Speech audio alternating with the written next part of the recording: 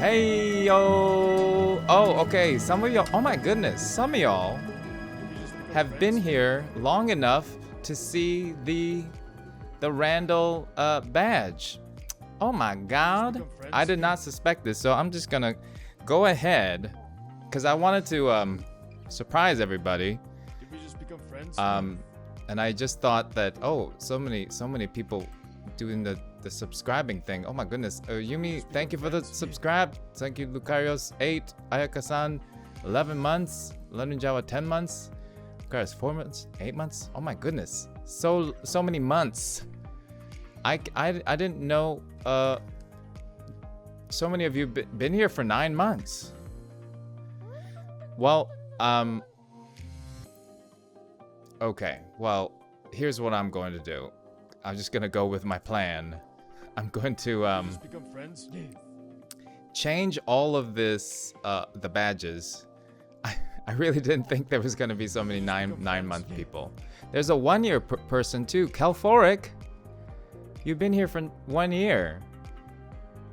Wait, how is that possible? How is it even possible? Oh my God. Oh man, I gotta do the hype train. Hype train! Thank you so much. Oh, speaking of which, I'm gonna do this real quick. Since, okay, so for today, there's a lot of stuff I want to do. Let's see if I can do it. One of the things was to, oh, shoot. I don't know if I can do this. Yeah, that's fine. Okay. Is to appreciate the artwork that you all did. Is it playing? Hold on. Autoplay. Every boop. Play. Okay. So I'm just gonna let that play. And you all wrote a love letter to Tsushima, so I'm gonna read some of y'all. Well, we didn't get to read all of it, so I wanted to read the rest. So that's one of the things I want to do. And then I want to complete Ghost of Tsushima in every way. And one thing that I haven't done, besides the Legends Raid Chapter 3 cosmetics, which we're gonna do on Saturday, this Saturday, hopefully with the help of some of y'all. Some of y'all played with us in Discord, and that was a lot of fun. We just, playing Ghost of Tsushima Legends, and then I went away for a week, and then I came back, and when I turned on the PlayStation, there was another 100+ invite to be my friend on PlayStation. Probably because I played Legends with some people.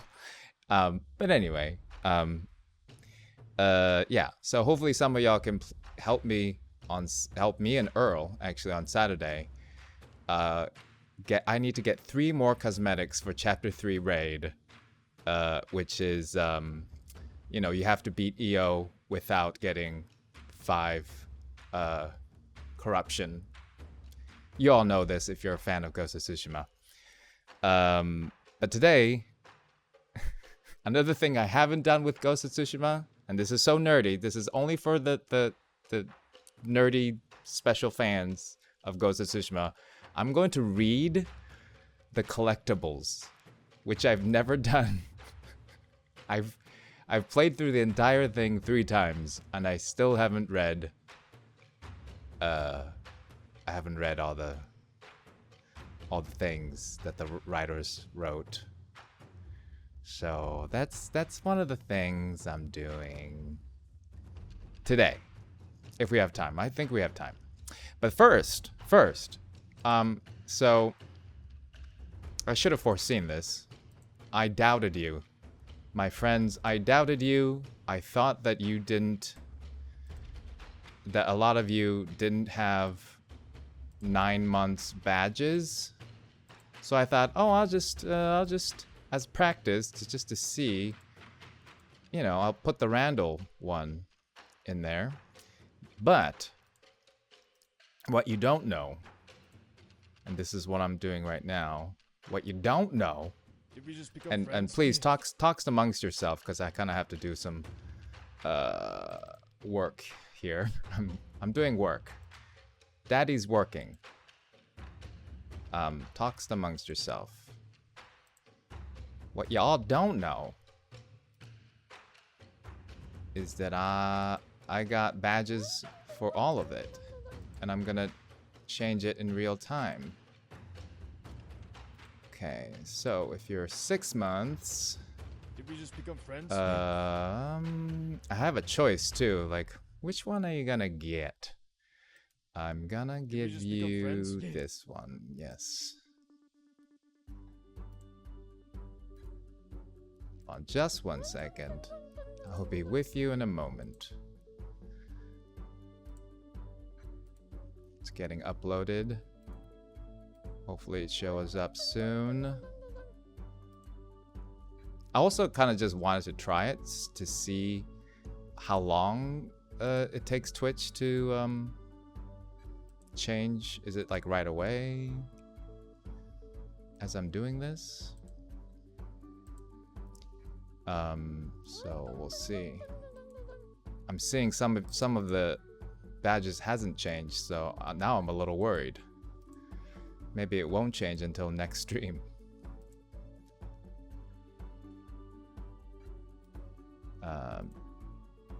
But if that's the case, that's the case.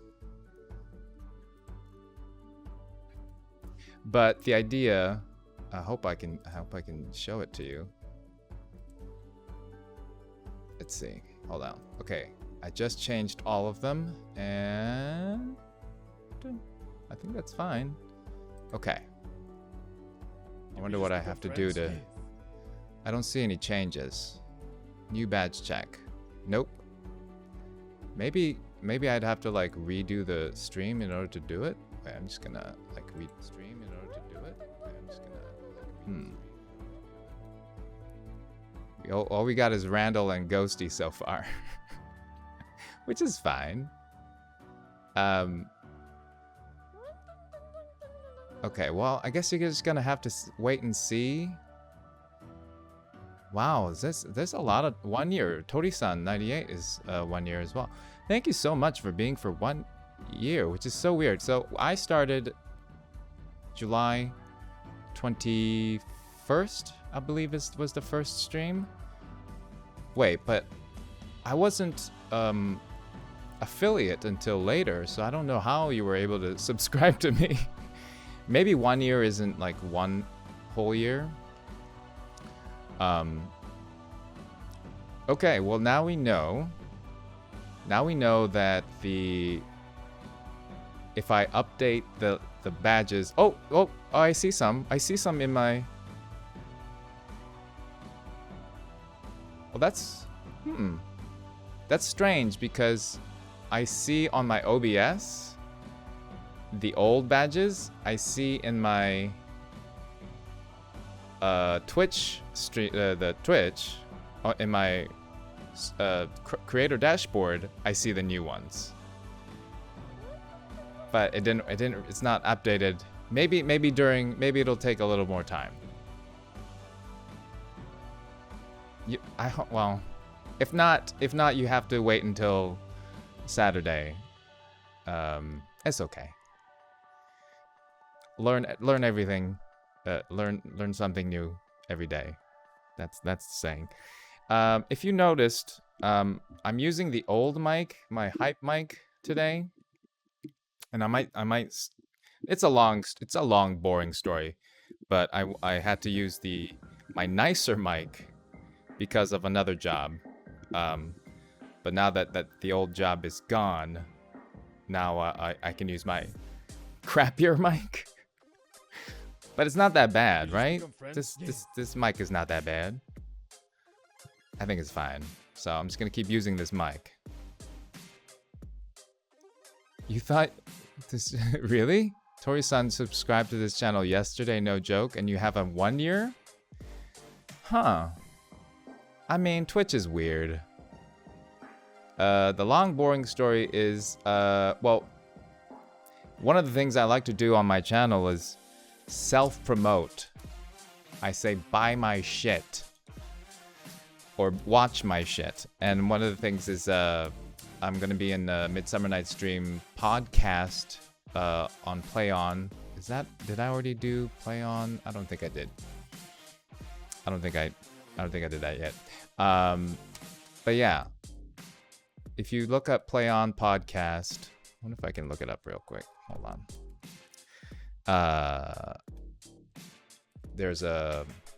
It's a modern Play On podcast. It's a modern take on Midsummer Night's Dream, and I'm playing Puck. So it was a lot of fun. I'm just gonna copy and paste here. Do it the old school way. So that's one of the things I'm doing. I think it's happening soon. It says more coming soon. The first 2 seasons, Macbeth and Pericles, are already out there. And Pericles is done, so I believe Midsummer is next. So hopefully you'll catch it. Oh, another interesting story. I just got pinned for a show. For those of you who don't know, pinned means that you're in the final 3 people running for a show. It's a guest role, so it's not, it's one episode. But I hope I get it, because next week is my birthday, and so that will be a very great birthday present if I get it. But yeah, it's one of those things. It's not a job yet, because it's just a pin. A pin is a pin. Sorry, I'm just gonna wait. Hold on. Let's go make it cool. But it's something to celebrate, for sure. Because it's, every little thing is you gotta celebrate the wins when you have them. Yeah. So yeah. Oh, and last week, I'm sure Earl talked about this, but last week, Earl, me, and Theo were in a reading, and Nothing Sensible was there. Hi, Nothing Sensible. We met, we hugged, we took photos. I met her husband, whose name starts with J. Was it? I'm very bad with names. I am a terrible person. What was his name? I want to say Josh. Or Jay-Z. Is his name Jay-Z? Jerry. Is it Jerry? Jerry. I knew that. See, started with a J. Close enough. Well, it's nice to meet you. Alex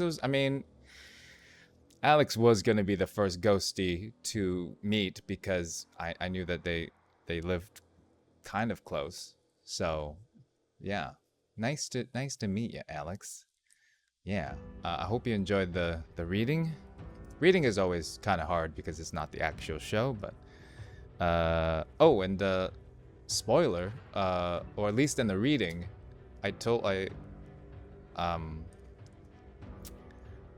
gave you a teaser that two sumo wrestlers are in love, and the 2 wrestlers in love were me and Earl. And we didn't even tell them to cast us that way. They just did. So interesting. We didn't do it or anything. We didn't even kiss because it was a reading. There was not even an on-stage kiss though. In the play. But there's a scene where I thought it was actually pretty hot, because they're sumo wrestlers and they're they have to hide their homosexuality, and they're training and fighting.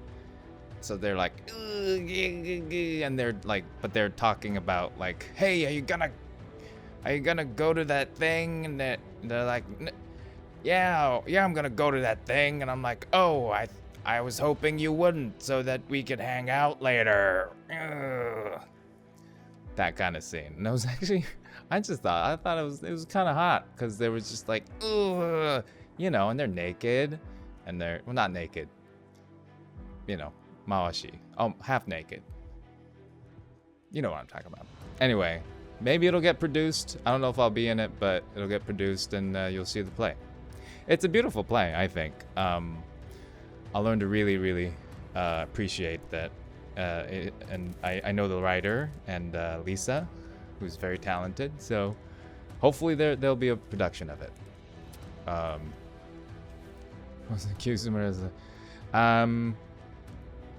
I have no transition for this, but I just want to give a shout out to one of the ghosties that sent me.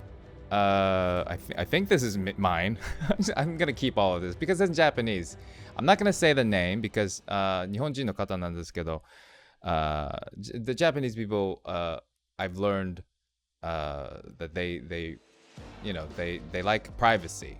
They don't want their real names to be known. So I just want to say thank you. ありがとうございます。これプレゼント。It's backwards. Sorry. But there's this one. It says 名前のない言葉辞典。出口和美。So it's like all the words in Japanese that don't really that's not in the dictionary, I think is the and a lot of it is what is it in English where sounds, you write out sounds like wham or bam. Anyway, there's a lot of idioms maybe. No, is it onomatopoeia? Homophones? Is that right? Okay, one of those.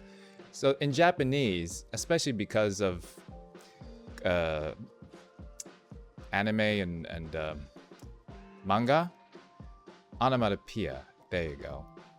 you know English better than I do. Onomatopoeia is one of those words that I'm just afraid to use because it sounds like a fake made-up word. I mean, all words are made up, but I'm afraid to use it because it sounds like not a real word. So anyway, in Japanese, there's a lot of those. Like for example, this one is noko noko, のんびりとゆったり歩く様子. So noko noko means like you walk like relaxed walking, but it's a sound of that. So noko noko aruku, if that makes sense. So a lot of this I think came because of you know, anime, because you know, it's all drawings and you write out the sounds with letters. Anyway, thank you. This is amazing. And this one, I don't know if this person is here. I don't know if this person wants a shout out. Probably not. Oh wait, I think the person is in here. Okay, なく届いてほっとしてます。はいはいはい。There you go. Lisa 861. どうもありがとうございます。So this one is Iki and Tsushima. リサさん、これ、ダイレクターズカットのこと知ってから買ったんですか？それとも、was it, I was asking her if she knew about the director's cut before? Because it's Iki and Tsushima. And it's got a lot of, you know, photos of Tsushima and Iki. Yeah, it's very cool. So cool. 5月にもらったので知らなかったです。Okay, so Lisa got this in May. だから知らなかったんですよ。So she didn't know about Iki Island. But yeah. So I don't know. I haven't been to Iki, so I don't know Iki. But that's Iki right there. Sorry, it's backwards, so you can't read the Japanese. But yeah, a lot of ooh, there's a monkey something. Hold on. Just like Saruiwa. Oh, oh wow, look at that. Oh, I hope they make this. I don't know if they did, but that's a monkey stone or monkey rock. And it looks like a monkey. One thing I wanted to show you, and there's a lot of We just become friends. the Tsushima photos. It's kind of like I've been there and I was kind of nostalgic about it. But there's one. I'm all about the kids. Oh, there's one thing here actually. This one. There's a temple, actually inside of the city of the biggest city or town, and they're meditating, and I think they did this at like 6 a.m. or something, and I did it, and my foot fell asleep, and I can only do it for like 15 minutes. But the monk person was very, very nice and understanding. I think he usually goes longer, but he was, he was being nice to the American. But one other thing I wanted to show you was this kitty. Yes, kitty. Yes, kitties.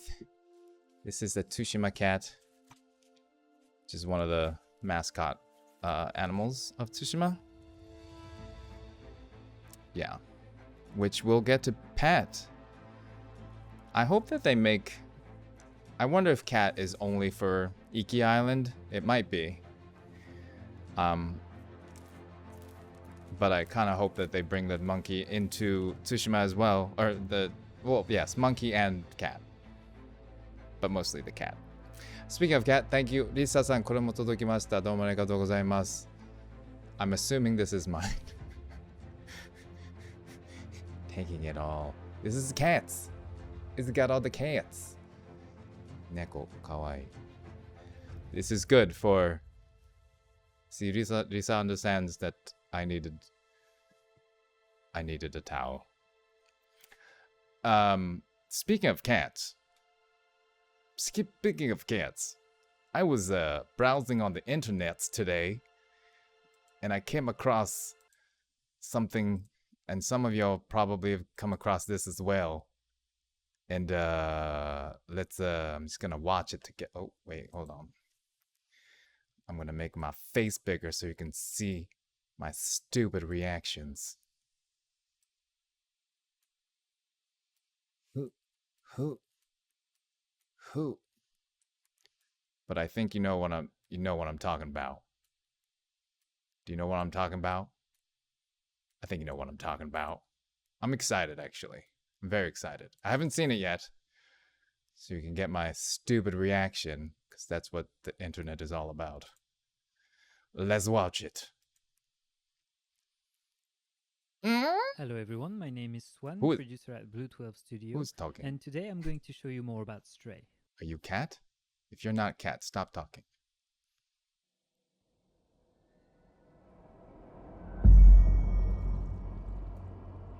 Annapurna Interactive. Whoa, that's good graphics right there. Oh, In Stray, kitty. you play as a cat who has fallen inside the mysterious and forgotten city. Separated from his family and injured, he will have to explore and survive in this unwelcoming environment. He's limping. Shit. From the cat's unique point of view, players must navigate their way through the dangers of this unfriendly place and use the cat's skills to solve puzzles don't walk in and there. uncover mysteries along the way.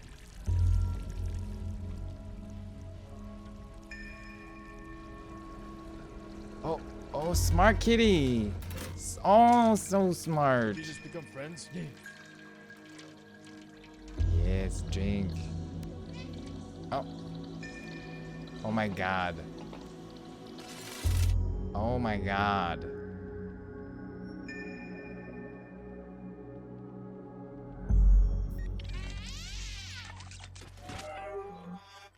Oh. See how he reacted too? Along his journey, So the cat good. will meet a small drone named B12. B12? like vitamin? Using the drone's ability to interact really with healthy. objects in the world and communicate with the strange inhabitants of this secluded place. Together they will work to learn more about the secrets of this forgotten community of human-like machines. Oh. So they're not necessarily bad guys, I guess? Thank goodness he's not injured anymore.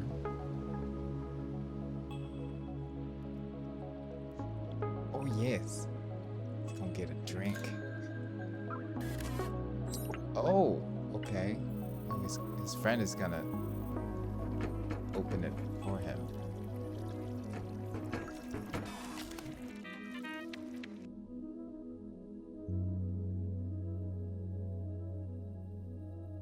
Of course, the Don't cat will bad always be kitty. the cat, and his adventures will be filled with friendly and playful interactions with his new world. Oh yeah, I hope he does some really stupid things. Oh yes, like that. Uh-huh. He plays with a ball or But something. these machines are not the only inhabitants of the city, and some encounters will not be as friendly or safe. Oh. Gonna be bad robots?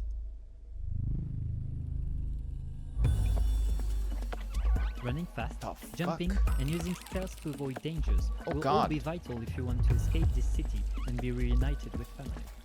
Oh, oh my god. This will be traumatizing.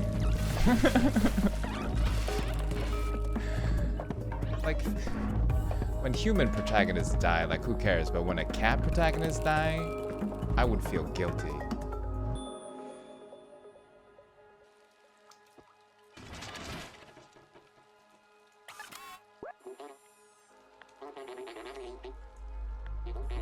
Unless you find a way to defend yourself, and the prey might become the hunter. What? Okay, okay, the cat is straight up murder now. Okay. Ooh, I don't know how I feel about Prey the is coming cat. to PS4, PS5, as well as PC in early 2022. I mean, it's and we can't wait to self-defense. show you more. I'm sure.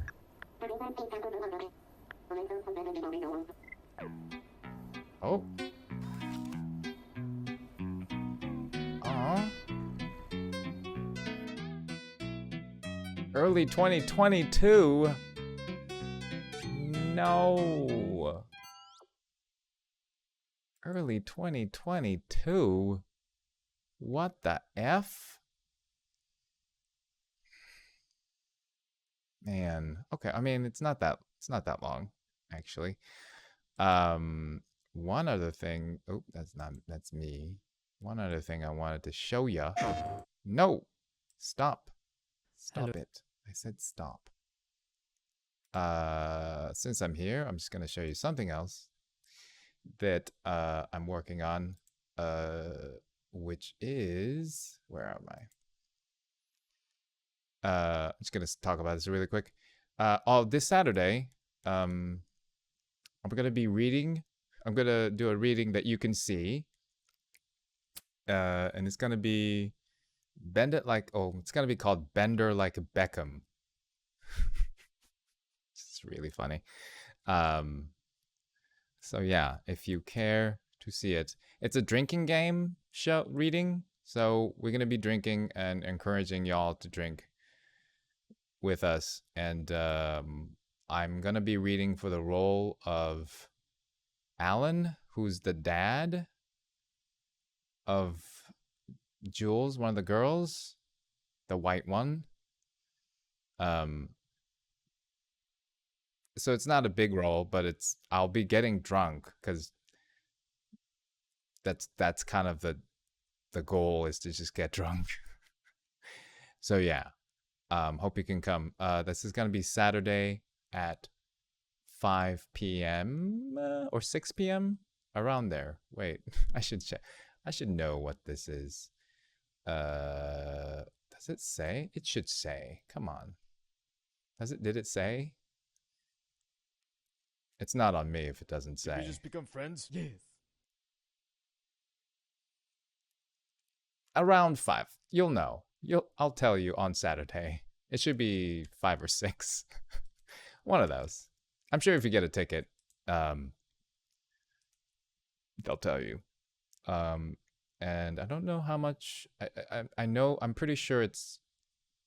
I don't know if it's free or it's just cheap. It's really cheap, if not. But yeah, it's Pacific for sure. Anyway, so yeah, Stray. I can't wait for the oh, that's the game. I can't wait for the game for Stray to come out. Cause can I just be honest with y'all? I'm just gonna be honest with y'all because that's what I do on the streams. Is I'm having a, you know, it's hard to keep streaming. Streaming is hard. It's a job. I mean, the people who are successful at it, they make money because it's, you know, they know what they're doing, and I'm still learning, but it's hard to just keep going. And I recently just started playing video games on my own, and I've forgotten it's such a different experience, and I've kind of forgotten that, like, I've been playing Control a little bit. That's what I got into. I tried that other one, Control, Storm something, the one with the aliens, and Squadron, and you know, they're all good, but Control was the one that was like, okay, yeah, I like this one, I can keep playing. But yeah, but I thought, you know, there's a part of me that's like, oh, should I be streaming this? But then there's a part of me that's like, you know, I just want to enjoy it. And until there's games like Ghost of Tsushima Director's Cut or Horizon Zero Dawn, next one, Forbidden Forest, right? Yeah. Until those games come out, I'm just like, there aren't that many games that I'm just like excited to stream and share it with y'all. Control. Oh, Zealous Darkly likes it. Control. I mean, maybe I'll stream it. You won't see the beginning because I started it, but I like it. I don't know where the story is going, but oh yeah, for sure. So yeah. Yeah, who knows? I might take it easy with the gaming, but we'll see. Maybe I'll, you know, you got to do things that like calls to you. If you're not passionate about it, why are we doing it, you know? Okay, so did it show up yet? Again, I'm seeing it on the... Did anybody see all the other badges yet? I'm seeing it on the Twitch, but I'm not seeing it on the OBS. Okay, Josephine sees it. Maybe if you go out and then come back. Okay, so some of y'all see it, so I'm just gonna tell you. It's all hats. It's all hats. So the first month is the Oriole from Ghost of Tsushima. And then 2 months is Chicken. 3 months is Fox. 6 months is Raccoon. 9 months is Randall. And 1 year is Ghosty. Yeah, Noskaya has a raccoon. Oh, doesn't see it.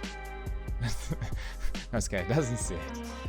You will eventually, for sure. It's funny, some of you don't see it. Okay, what is next? Let's keep going. Let's keep going to the thing. All right.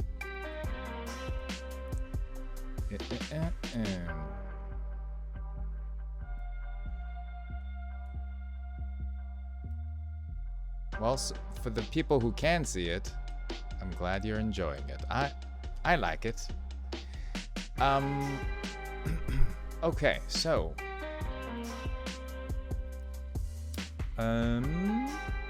where are we? Okay, so I'm gonna read Corel likes it. Thank you so much for liking it. All right, let's stop the play. Stop. Okay. How can I? Okay, yes. I'm just gonna go to the front. All right. So, if you weren't here, I think most of you were there. But we did a 1-year anniversary stream, and we had all your letters, 100-word blurb, as well as artwork. And we didn't get to everybody, so I'm just gonna quickly go through everybody's artwork and read some of y'all's blurbs. Just remind me where I was though. Okay, so this is Carrie Smith. We've seen this. Wonderful work. Umbra shots. Yes, with the suns. Leah wrote a beautiful poem. Alex, nothing sensible with the, oh wow, that's this sun, nickname One. Had a lot of photos. Alex coming in with that Funko Pop. He's outdoors now. He's outdoors now. Yumi-san with another beautiful screenshot. It's nighttime. Rabbit Snake with lights coming in through the bamboo. Oh man, I was rewatching some of the trailers, and obviously the trailers are, you know, theatrical and they make it look better than the gameplay, but some of that was really, really good. And then I played the game, and the game is obviously not as good as that, but it's still really good, the game. Graphics and the lighting and all that stuff. Anyway, Anubis Borealis, action shot. He looks angry. Jin is Tori-san with a beautiful, is it a poem? Greta Aprilia. It's like a photo that's made into look like drawing. Daifuku Homare. Yes, with a 1-year date. And Nikki with Jin looking younger than I am, and he looks good. Mini with another beautiful poem. Did we read this, right? Romina? Wait, did we read this? So how far did I get to? Does anybody remember? Thanks. Okay, hold on. Go through depending on the game.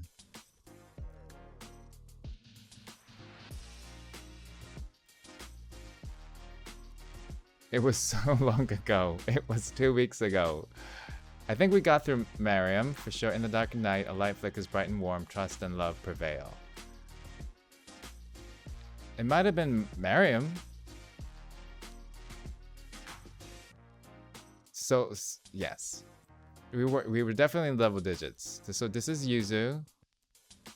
As soon as I played the game, I was fascinated by its beautiful graphics and the main character Jin. That's a very short love blurb. Love it. Thank you, Yuzu-san. Oh yeah, I think I haven't read this. So okay, I remember reading Lanun Jawas. I think that's it. I think I remember. I was like, we have to get to Lanun Jawa. She's been with us so long. Okay, so I think we're here. Okay. So Yuzu, and then here we go. Because I don't remember reading this. So Tomato de onegaishimasu. Tomato-san. I wish I can read this in Japanese, but I don't think I can. 日本人の方たちこれ読み方教えてくれたら読めるんですけど。Okay, so in English, it's this. I've killed my father. His funeral, clad in white. I miss him so much. And in Japanese, it's so much better. Not that the translation isn't bad. Like, I miss him so much is, you know, a bit on the nose, but it works. in Japanese it's so much better. I just don't know how to read it. Yeah. So Tomato-san says open. Okay. Okay. Tori-san, thank you, Tori-san. すみません。父しいし、白むく来たる赤涼屋。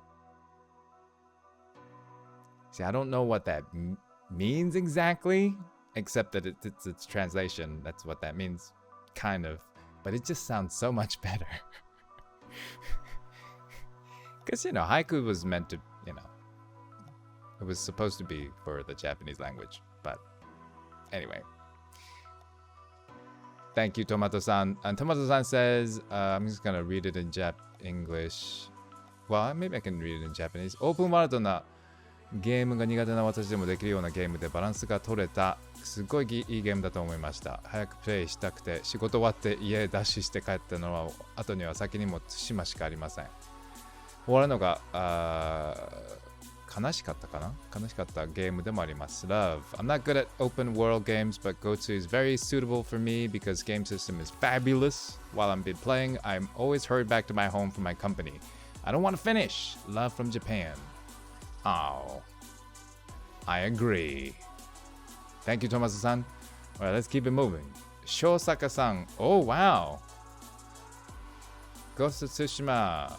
The first anniversary, 7th July. It's as if, it's like this is the when the game was released, and this is the 1-year anniversary. He's grown that much in 1 year. Is what this is saying. And it's also kind of like the shadow, the ghost is like always has been there since he was a child. It's like a ghost that's haunting him. I like that. Nickname Shosaka. Okay, I have many emotions around my love for Ghost of Tsushima, but my main feelings would be soothing and welcoming in the midst of a pandemic. Its well-written story and characters gave me a perfect blend of laughs, tears, fears, heart, and scenes that make you think on the neck context and historical setting it took place after switching the PS4 off. Gotsu also left me lasting impression as a Vietnamese British person and made me come to terms on my Southeast Asian identity thanks to its entirely Asian American cast. All I can say is thank you, Sucker Punch Productions. Yay! Thank you, Shosaka-san. Wow, Vietnamese British person. Yeah, it is interesting. So there's another play that I'm doing a reading on Saturday. Another one that I can't really invite you, so that's why I didn't want to mention it. But it's about the MSG. If you know MSG at all, it was it was made or crystallized by a Japanese scientist back in I'm very bad with history, but early 1900s. Ajinomoto, and it was good, so it was used all over the place. It went to the States eventually, and I didn't know until I read this play that Ajinomoto MSG was Ajinomoto, because I know Ajinomoto, like I would eat it all the time in Japan. But when you hear about MSG, by the way, if you think that MSG is bad for you, it was all a lie. It was. I wish you can see this play. Maybe you will eventually. It's a play called Exotic Deadly. But there's a couple of stories, and they're not sure which is true, but one of them is that some white guy who was a scientist made a bet with another scientist that he can get something published, and then they were eating Chinese food and they got kind of sick because they were eating a lot and it was salty foods and they were dehydrated, and so he was like, you know what, I'll just write about MSG and how bad it is, and it kind of just, even though it wasn't true, based on any. It wasn't based on any kind of science. It kind of blew up. At least that's one of the stories. There's another one, but they're not sure which is true because they're both dead. The people who did it. Anyway, it just made me think of that Shosaka-san because it was just interesting because MSG is something I think about when with Chinese food, and I didn't know that it was created in Japan, and it's interesting how the narrative of something that came from an Asian country is seen as something that's bad in an America or in a white country basically, and how easily that misinformation spread, you know. Anyway, all this to say, yes, Asian Americans or Asian British people, like, we have similar stories, and similar stories of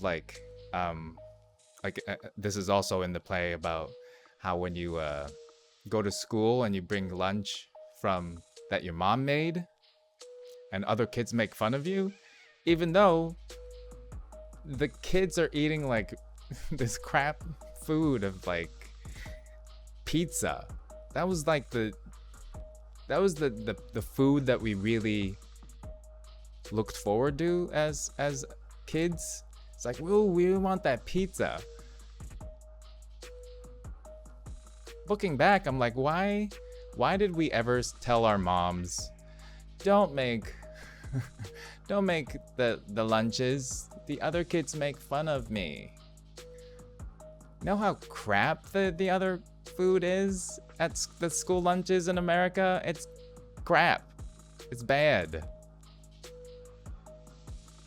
It looks like it when I ate my mom's food. Yeah. But it's like they don't know, and they should know. And I hope the kids today or the adults today know that, and they tell them. The adults today don't know how to cook at all, or at least I don't. I hope that they look at the kids and like, listen, fuck those kids. Fuck them. Fuck the other kids. They don't know. You should eat healthy always. Anyway, so that was, sorry for the long tangent. And I'm feeling things in a weird way. You raise adults to be intolerant and unwilling to learn new things. Oh yes, Heather. Heather always coming in with good analyzations. I was always envied because I had authentic Mexican food for lunch every day. For trying to be my friend exchange. Yeah, Mexican. Well, especially in at least in LA, Mexican food gets a very not just a pass. It's welcome. It's power dynamic favorite for people with white privilege. You can escape the hate a little if you have Did that we just become privilege. friends? Yes. ニョクマムのにおいでから話を友達から聞いたことが。ニョクマム? Tori-san says nyokumamu. I don't know what nyokumamu is. I've never heard that. Ajinomoto the gurutam. That's a lot of kanji I can't read. Yuna-san is talking about ajinomoto. Okay. They actually ask if they can try the food. Oh. Yakiato? Is that true? Maybe, yes. Maybe the kids today are different. Hopefully. And if they ask if they can try the food, you say no. It's my food. Eat your damn pizza. Your crappy pizza that's bad for you. Okay, I'm just gonna keep going. Sorry. Yes, I can't read the kanji. I'm so sorry. I can read some. 味の素ってグルタミン酸っていうなんとか成分の粉で、それ自体の味はけど、日本料理とかアジア系の料理に使うとめっちゃ美味しく感じるよ。日本人みたいに7に感なしたの人を好きかも。I read 60% of that. Good job. Okay, so this is Kiara being sorry. The chat is helping me read Japanese kanji. Sorry. Okay, Kiara K Matumo. Oh, the two Jins. Oh wow, this is really involved. I'm trying to decipher this. So there's like the red and the white, the ghost and the Jin as samurai maybe, and there's a hand reaching for that flower. What does that mean? The flower is happiness? The flower is my soul. It's like either choice, I will get that flower. Kiara says, thanks for all the encounters and all the great work. I'll keep supporting you. Me or Sucker Punch? Probably Sucker Punch. Thank you, Kiara-san. Okay, so this is Neferee. Oh, this is a haiku. Reflect on regret. Okay. Smell death on the wind. Secret smoke cannot smother. Blood like poison sweet. That's morbid, y'all. Smell death on the wind. Secret smoke cannot smother. Blood like poison.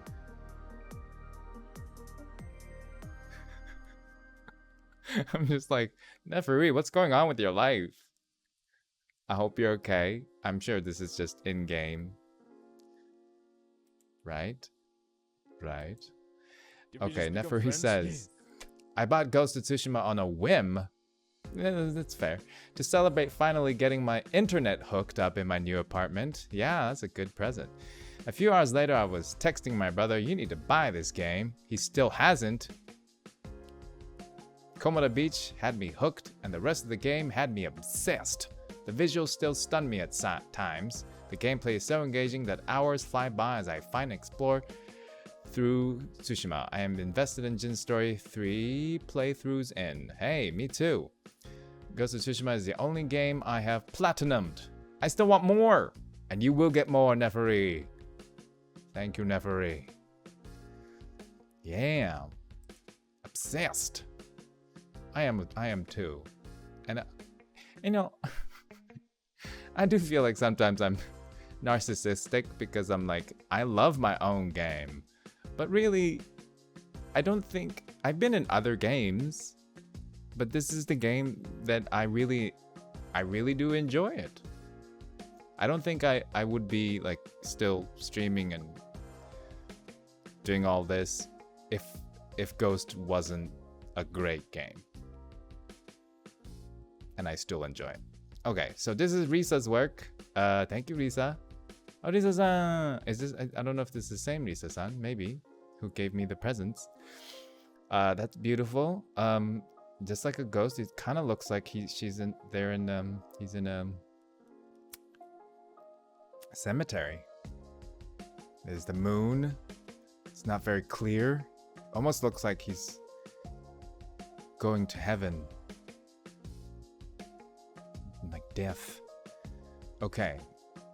Lisa-san says 2018年から発売を待ってました。Oh, 2018 she's waited. ストーリーキャラクター、ゲームシステム、特にフォトモード、最高など、全部が完璧で今まで遊んだ数々のゲームの中で一番大好き。このゲーム制作に関わったすべての人へ感謝。I read all of it. I've been waiting to launch since 2018. The story character system, especially I love photo mode, as everything is perfect. Go-To is the best one I've ever played. Thanks for Sucker Punch, actors, and all involved. Thank you, Risa-san. I agree. I agree. Alright, let's Kaya. Jen. Hi, Jen. Alright. In a year of isolation and anxiety, I embarked on a journey with a man who felt truly alone with everything he cared about on the brink of being lost forever. Everyone on his path shared shares his existential loneliness, struggling desperately to stay strong. Such people surround us every day, hiding in plain sight. As much as we ought to stand our ground and fight for what's right, at the cost of friendships, even family, there's something even more compelling about choosing to walk alongside someone who needs you, however briefly. Truly, the strength we need is all around us. Oh, that's beautiful, Jen. Yeah. It's true. It's true. And something about streaming too is also true. Is, you know, there's a bunch of you know, I love what you said about existential loneliness. Struggling desperately to stay strong. You know? Such people surround us every day, hiding in plain sight. Ain't that the truth? And she also wrote a blurb. In a year of isolation and anxiety, I embarked on a journey. Oh, no, that was the blurb. Oh, okay. So this is like the... Okay, got it. This is what you wrote. This was the blurb. Blurb was the art. Thank you, Jen. Have you ever played Sekiro? Man, people ask me that all the time. I've never played Sekiro. I don't really want to. I know. I'm sure it's a great game. I do sometimes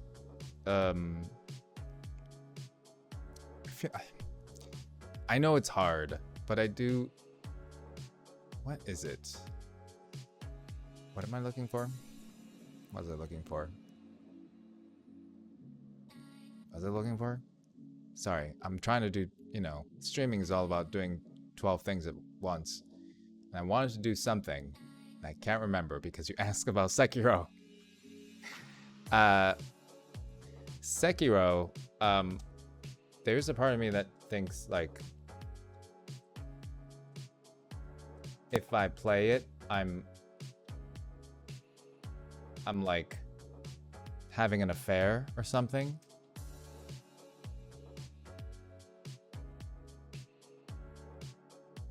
Because it's another samurai game. I would feel weird. Hold on, can't see the screen now.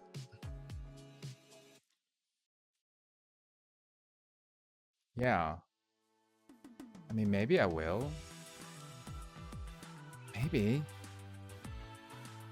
What if it's consensual though? Yeah. I'm a polygamery.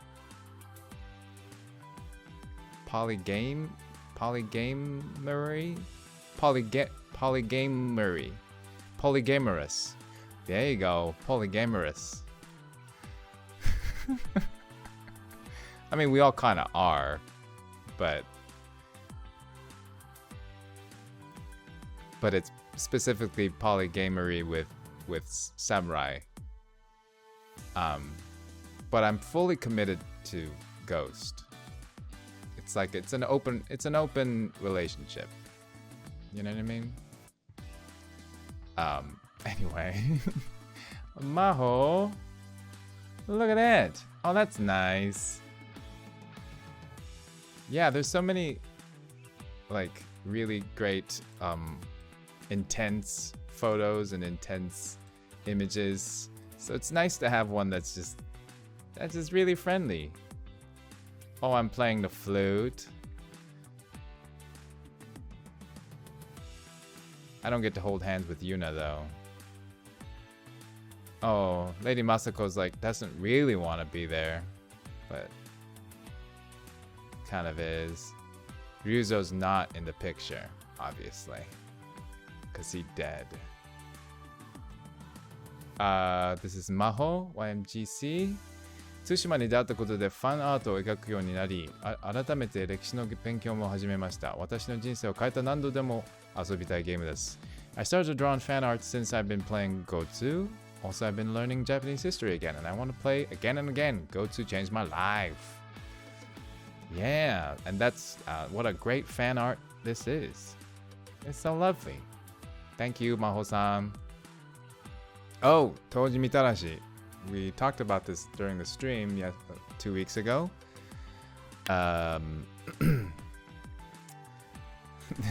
This is a great photo. 私は対馬をプレイすることは遅くて去年の10月から始めたのですが、過去やってきたゲームの中で圧倒的に長くプレイしちゃってるぐらい楽しんでいます。今までで一番やっててよかったと思えるゲームです。I've started to play GoTo from October 2020. It's a little bit late start from launch, but I really enjoy playing. My playing time is the longest amongst games I've been playing. GoTo is #1 game, and I've been very happy to play this. Yeah, GoTo is the longest, I think, for me too. I think I'm at 100. My PlayStation says it's like 150 hours. I think that's the longest. Witcher 3 might have been around the same time too. Just finishing it once. That stupid game. But yeah, this is a great photo. I don't know if this Maho, I don't know if you're here. どうやってこの写真撮ったのか聞きたいんですけど。I just want to know how she took the photo. I'm wondering who they brought. Like, did they bring Ryuzo in here, or did they bring Norio in here? I don't know. But this is a photo that's not supposed to happen, and they're both looking at me judgmentally. And I look guilty too. I'm like, ugh. I don't know. I can't choose. You guys are both my friends. Okay. Oh, look at that. Another cute one. Dear Ghost of Tsushima. Oh, it's like a little present. Oh, and the Oriole bird is here, telling us that the headband is inside this gift. It's so nice. Juzo even looks cute too. Oh, look, the Jin and Shimura is like looking at each other longingly, even though they're gonna go their own ways. Yuna looks cute too. Look at that. Look, cute Yuna. Okay, this is Moririn. Oh, wait, hold on. Oh, wait, did I read this? Yes, I read Toji Mitarashi. So this is Moririn. Oh, this is a lot of kanji, so I don't think I can read it. 美しい風景。物語。魅力的なキャラクター。音楽も全てが楽しい。何回プレイしても新たな驚きがあるゲーム。大好きです。素晴らしいゲームを作り上げてかなくれた関係者の方々にただただ感謝です。ありがとう。Okay. Beautiful sceneries, great stories.Adorable characters, fabulous music. Whenever I play, I can find new elements I couldn't notice before. I love GoTo. Thanks for all involved. Thank you from Japan.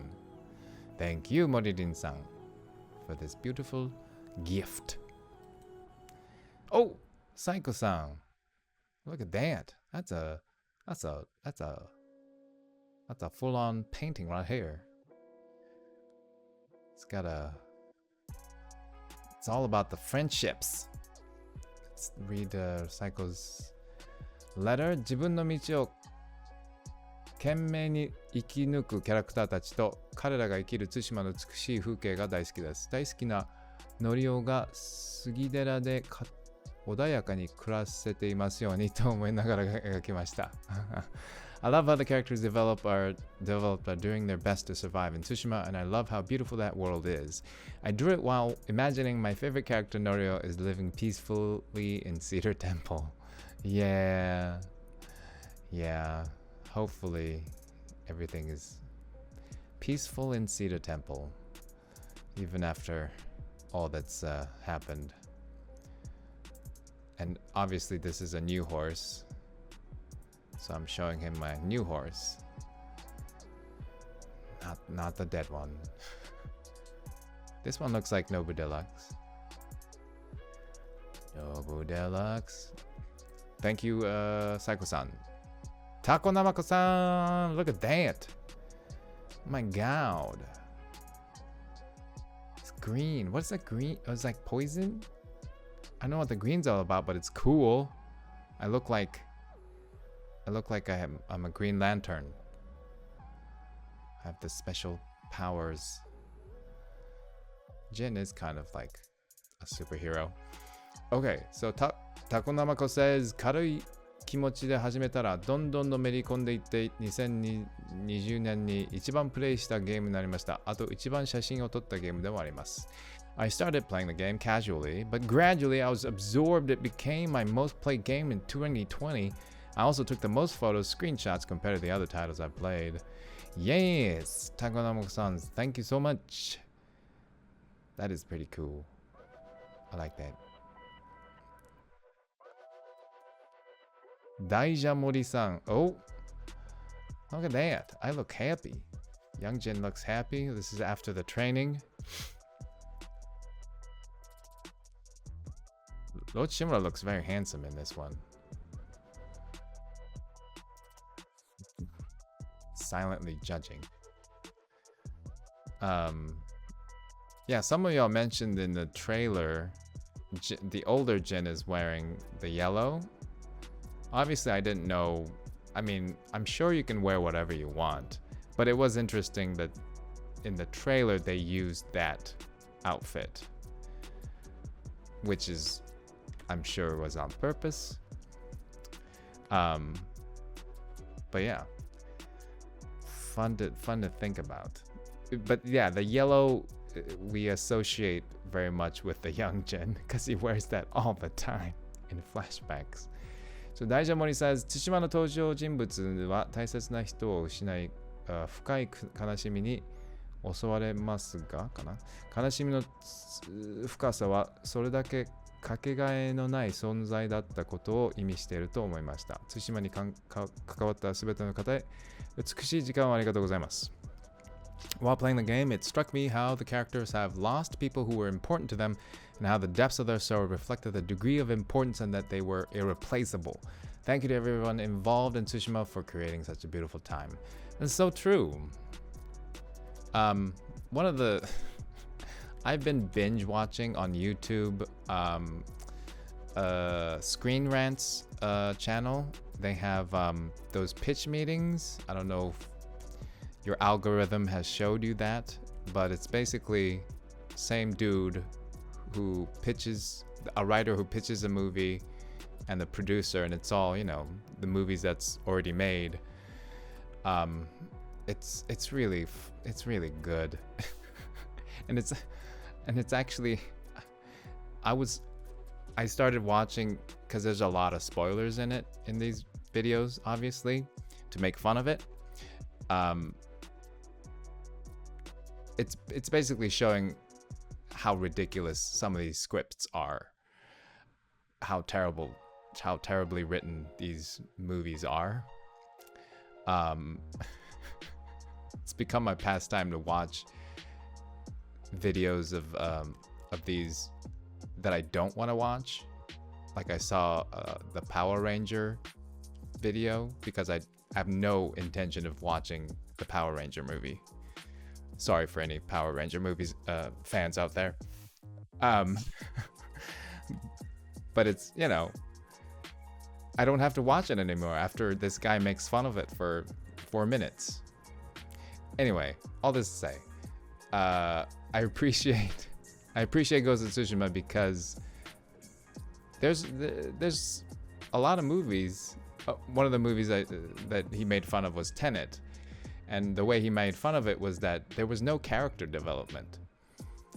And while Tenet and Christopher Nolan is, you know, he's an amazing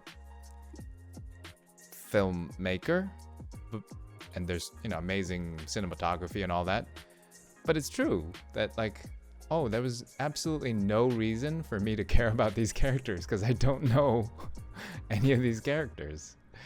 If you still haven't seen Tenet, it's good for a go if you like his movies. You know, it's definitely one of his movies. But yeah, it's kind of, well, with Christopher Nolan's movies, because it's so complicated, I think he forgot to develop the characters in order for you to care about them. But that's just one of I don't even know if that was a good example, but there's a lot of movies out there where they just kind of assume that you're gonna care about the characters because they're the protagonist, and you're supposed to root for the protagonist. But when it's well written, you know, you care about the characters. And video games, you get to spend more time with them, you know? Iori-san!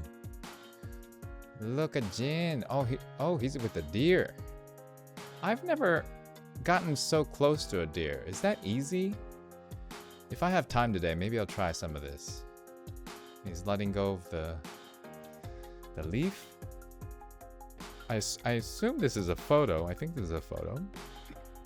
Okay, Iori-san says, 美しい風景と可愛い動物たちとの触れ合いに癒されています。癒されていますかな。重量の深い I can't read it. 社会人の人と何にも魅力I can't read it. I wish I could. It's like I kind of know what that is. Let me read the English. The beautiful scenery and coming into contact with the cute animals were so deeply satisfying. I was also fascinated by the extent of Jin Sakai's flexible and warm-hearted personality. Okay. Trying to like, how do I read the kanji? Whatever. Yeah, there's gonna be more. Nasakebukai, maybe. Nasakebukai. No. No, yeah, there's gonna be more animals. So, yeah, we have something to look forward to. Yeah. Oh, yeah. So, yeah, in the future, maybe we get to pet all the deers. Do we get to pet all the deers? I don't know. I'm sure it's gonna be select few deers. Thank you, Iori-san. Porutan299. Wow. Look at that. That is what is it? Pastel? Pencil? That's beautiful. I wonder if this is Yuna or that other one. Tomoe. Oh, and this says congratulations in kanji or celebration. Oh, but she's not gonna kill she's not aiming at the bird. Yeah, I guess that's the hunter. Okay, so no, this is Portan 対馬に出会えたことで自分の中にある宝物を見つけられました。対馬を描きたい。私はゲームが好きだが、絵を描くことも好きだと大切なことを思い出させてくれてありがとう。This game helped me discover what I valued most. I want to draw Tsushima. I like games, but I also love drawing. So thank you for reminding me of something that was important. Yay, Portan-san. I'm glad that sometimes something reawakens your passion for something. It's just great. So I'm glad. That's beautiful. That's a very detailed bow right there. It's very good. Okay, Porton-san, thank you. Lizzie. Oh my god. Look at his neck. Sorry, there's so many good. But look at his neck. He's like, what's going on over there? Because Yuna is definitely...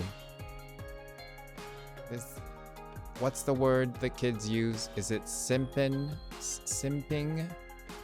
Where's the fox? I haven't even seen the... Oh, the fox is right there in the front.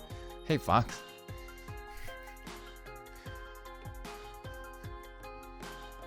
Is that the word that you kids use? I mean, look at her. She's like, mm-hmm. And Jin's like, oh yeah. And Loshima's like, I don't know. She's a thief. There's a little birdie. Oh, and there's the hunter and the samurai and the assassin and this is assassin and samurai. Oh, that's cool. And that's the doorway to like Io's doorway. Oh, that's some details right here. Wait, that's Khotun Khan and Ryuzo. They were invited. I mean, if they had just come and just drank alcohol with us, we wouldn't have fought so much. Oh, Kenji and Taka loving on Norio. It's Yuriko, Lady Masako, Sensei Ishikawa. Wow. Wow. That's beautiful. Lizzie says, I'm extremely grateful for this game that came out a year ago. With that said, I am still in love with the characters as well as the world they live in because all of them have breathtaking and memorable moments to gala. That's why I couldn't wait to see the next chapter of this amazing story. Best wishes to everyone who worked on this and to those who made my time in the community enjoyable. Thank you, Lizzie-san. Lizzie. That's cool. That's congrats. I mean, that's a lot of work. Look at that. It's even got the mon, the Sakai mon, and the Shima mon. Amazing. Oh, Ayano-san. Oh, he's going back to the beach after the battle was done, so there's nobody there, but he's gonna go and finish the job. Honor died on the beach, and he's gonna go back and try to resuscitate it. Ayano says, I got the message from Gotsu that no matter how kind or brave the person is, no one is perfect. You're saying that Jin is not perfect? Is that what you're saying, Ayano-san? It's true. He's not perfect. Far from it. That's beautiful. That's a beautiful shot. Thank you, Ayano-san. Oh, Jonathan! It's a real photo. Is this? This is not in Tsushima, is it? I don't know if Jonathan is here. But that's like from the game right there. The yellow leaves. That's beautiful. I've never seen that hoodie either.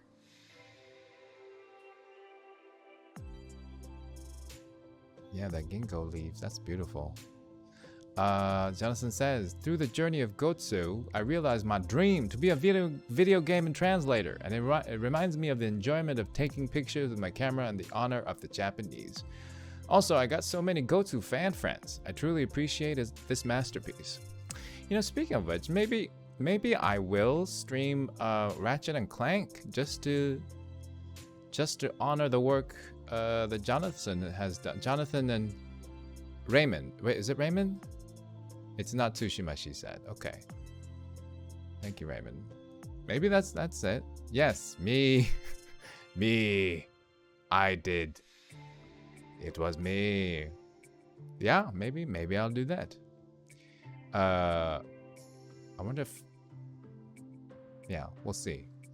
I mean, in order to appreciate your work, I guess I'd have to play it in Japanese or play some of it in Japanese, maybe. Little part. Okay. Well, yes. I mean, that's exciting that some of the Ghosties worked on the worked on a game, you know? Hopefully there's more and you can share that with us. I can't wait. There's other games. I'm an actor, so I've worked on other games. And there are some games that I can't talk about, obviously, that I am really excited, and I will definitely stream those. But yeah, as you can imagine, it takes time for all these games to be made. So I can't tell you what they are. But gosh darn it. Wow. Something to look forward to. It's called NDA. Oh, yes, it is. Kuroreo! Kuroreo! 1周年. Yeah. How did you draw this one? Jin is straight up flying in this one. With a fox. No less. Fox is also going to be doing some assassinations. Yeah, that's beautiful. Alright, Kuroreo says... Yeah, maybe Raymond and Jonathan is working on something else and can't talk about it yet. Dear Lord Sakai, I wish I could. Oh wait, Corel didn't want me to read this. Wait, where's the golden bird? Oh, there it go. There it is. Golden bird is riding on. He's riding on Jen. I guess it's flying over it. You don't want. Corel told me not to read. I'm gonna read it for myself. I don't need to read it. Do you want me to read it out loud? Oh, the bird is right here. On top of Jin. The cape. Oh, I guess you can't see my clicker. Said I can. I mean, I don't want to. Okay. It's fine since everyone already saw that. Oh, okay. Alright, let's just read it. It's fine. Dear Lord Sakai, I wish I could time travel to your era now. I wish I could travel to Tsushima. I could have imagined how beautiful this island is and seeing you with the beautiful scenery of Tsushima. Yeah, that's great. It's great. Thank you, Quero. Back to lurking. It's beautiful. Thank you, Quero. Okay, M. Cielo. I guess there's a letter and another love blurb. Oh, M. Cielo just wanted more words. Okay, so this is a drawing and it says, Dear Jen, long time no see. As you know, I've always loved everything about Japan, and that's why I paid my attention to this video island. Do you still remember when I reached Tsushima and I met you? Gracefully drew your sword and saved my life when Mongols were cornering me. Since then I followed you. We walked breathtaking forests, witnessed and petted beautiful animals, and visited stunning temples. We met many interesting people and, of course, Sora, your most loyal friend. We even share the name. Really? Your name is Sora? My best wishes and hopes for you in your new life as the ghost and guardian of Tsushima. Oh, so this is like M. Cielo was with Jin. Oh, Cielo means sky. Oh, I did not know this. In what language?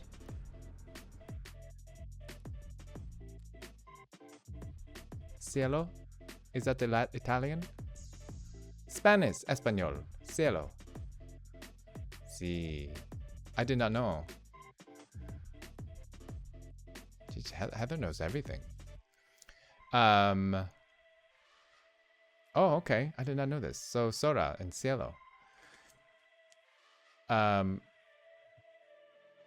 it's like a postcard that's M. Cielo sending to Jin about that one time they visited. It's difficult to express with words, but I've always loved the whole thing about Japan, and that's why the video game catch my eye. It gathers everything I like about it in one same place. It got me hooked immediately. The plot, the storytelling, the characters, the landscapes, etc. Everything perfectly connected with nature and exalting its beauty. It's interesting how every character has their own story and it all is connected in the end somehow. It truly is. Many feelings and emotions keep blooming along the story and different points of view are exposed. Gotsu has become one of my favorites video games. I agree on all points. Thank you, M. Cielo. This guy. Raymond. Oh, wrote a haiku. Ah. Oh, and it's in English. Okay. Trained and devoted for sun.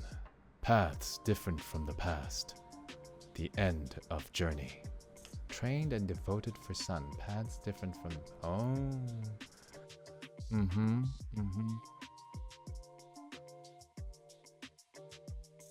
Wow, I wonder... Trained and devoted for sun. Oh, it's like... This is... I feel like this is from... Lord Shimura's point of view, probably. Maybe? Oh, yeah, because at the end, it is his end of his journey. Oh, it is, yes. Well, that's very sad.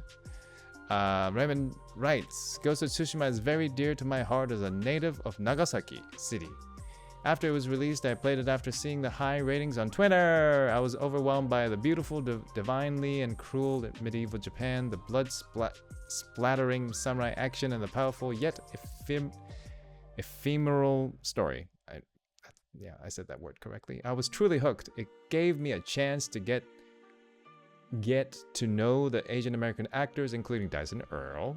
This game also gave me the opportunity to connect with real people through DandE Saga community. It is an irreplaceable piece that changed my life. Thank you so much. Thank you, Raymond. Yeah. High ratings on Twitter.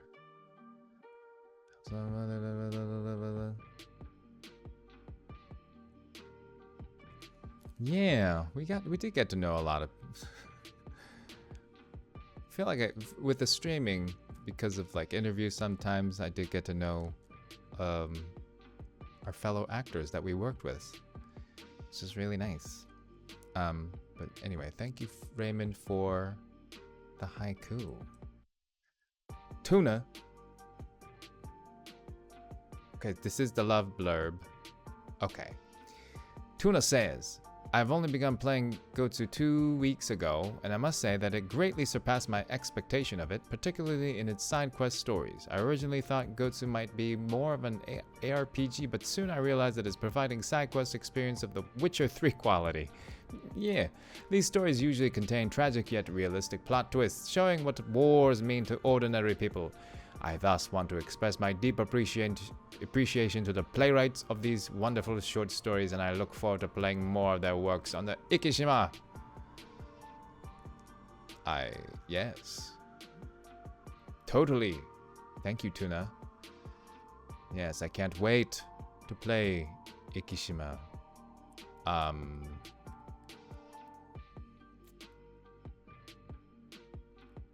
Yeah. You just played it 2 weeks ago too. I'm glad you enjoyed it. Yeah, the side quests really do affect the way you see. Yeah, that's another thing I wanted to. Well, I mean, I'll come up with something, but for the director's cut stream, because I want to delay it. I don't want to do it on the 20th because I want you to play it for yourself first. But yeah, maybe on the 27th, a week later, I might play it. But this is already in the blog. You can play Ikishima after Act 1. But I mean, I know I'm gonna start from the beginning. So I know that I would want the ghost stance. I would want the Sakai armor, which is all in Act 2. I think it might be Act 2. Yeah, I think it's already. I didn't realize. This is common knowledge, right? Yeah. Well, so once you get into Act 2, so once you have to finish Act 1 in order to do it. So, which means that I believe you don't have to finish any of Act 2 to start Ikishima. But I think I would want to finish a lot of the Act 2 stuff to get all the stuff. Maybe I'm wrong. I don't know. Maybe I understood that differently. But I thought that you just have to finish Act 1 in order to get to...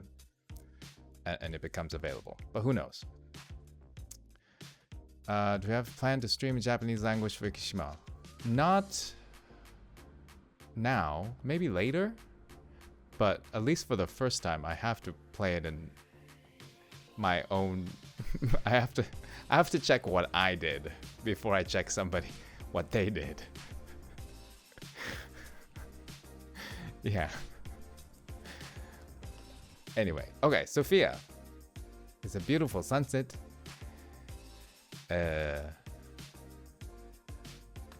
Yeah. That's part of why I play it. It's like, how's my acting? I don't know. All right, Sophia says, The beautiful places around Tsushima astounds me all the time, even after exploring it many times. The shrines and the changes in the season made it wonderful, wishing I was in the game itself. The storyline itself with other characters and an emotional roller coaster is an emotional roller coaster, especially with Lord Shimura made the story difficult to take in emotionally as it progresses, such as Jin's actions towards the samurai code with the consequence of becoming the enemy of the shogun for as he is needed to save his people, or when he embraces of becoming the ghost. Hence why I love the game. Thank you, Sophia, for that lovely run-on sentence. I totally understood what you're saying, but that was a very long sentence. Yeah, I think that's probably one of the shrines, next to one of the shrines. Beautiful photo. Thank you, Sophia. Okay, Kroinu. Oh, look at that. Oh, he's wearing all white. White is kill, right? He killed. He definitely killed. Look at him. He killed. He murdered. He's looking up. Kroinu says, of the many games I've played, Tsushima was the one I played the longest. The characters, background music, and scenery were all amazing, and I was so engrossed in the game that I played it all day long on my days off. The photo mode had a huge impact on me and turned me into a photography enthusiast. Ghost of Tsushima is a really great game. I agree. Yes, Kroinu has sent me a couple of photos to use in for intermission, be right backs and stuff. And yeah, so, some of you, a couple of you have sent me a lot of stuff, and they're all very great. I've just haven't been very active with adding those photos because, you know, there's so many things you have to do with OBS and streaming. But I appreciate the photos. They all look nice. And yeah, so thank you, Kroin-san. This is beautiful. Zoe, look at it. Again, I look younger and more handsome in all your fan arts.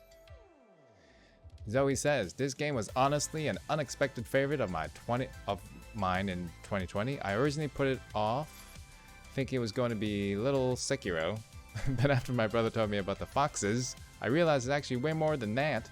It was a beautiful game with a sad and heart-wrenching story of man's perseverance. And Jin was mad cute as fuck. Love emoji. Yeah. Yeah, this art style is pretty. It's like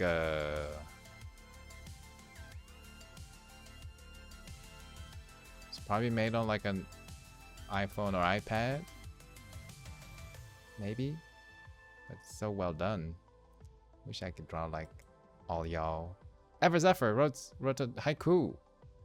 Thank you, Zoe. Okay. Ever Zephyr. Honors twilight ebb. Mystery of Komoda. A ghost greets the dawn. Ooh.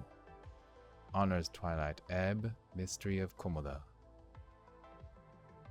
Huh. Ghost greets the dawn. Oh. Ooh. I like it. Ever Zephyr says, Ghost of Tsushima, to me, is a beautiful study in contrast. While Honor dies on the beach, at the exact same time, the ghost is born. There's an interweaving of endings and beginnings in the story that I really connect with. Story-wise, I love the moments of action-packed peril followed by peaceful exploration which somehow all feel natural. The world of Tsushima touches your heart in a wistful, indescribable way, and I'm so glad that it's a place I get to experience. That's nice. That's so true. Honor dies and something was born. The ghost was born. Oh, I like that. Look at that. Thank you, Ever Zephyr. Kanae-san. First anniversary 2021 0717. I love this kind of fan art, and well, not even fan art. I feel like there's like posters with this kind of art, right? That's so good. Oh, that's the last battle place. and that's like part of him now.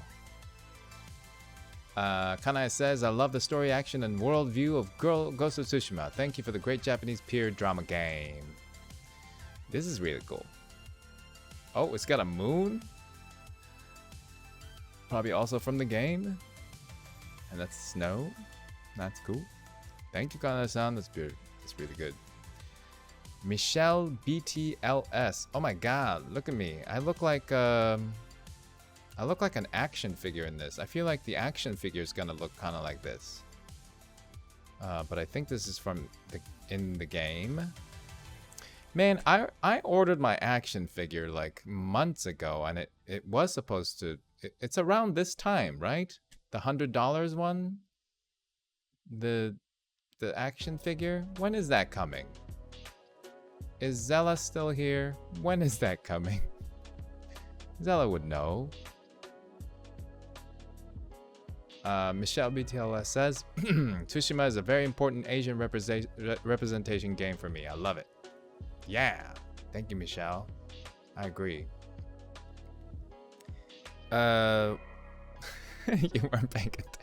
You weren't paying attention, but you're still here. I mean, I get it. Yeah, totally.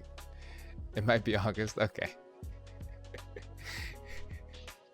I mean, that's how you watch these streams, right? You don't really pay attention. I'm just talking into the void. What are y'all doing right now? Just be honest. What are you doing right now? Are you playing a game? Are you doing laundry?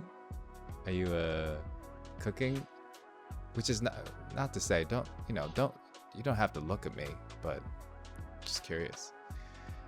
Pre-order says it's September. Oh, okay. Maybe it is. Okay, September.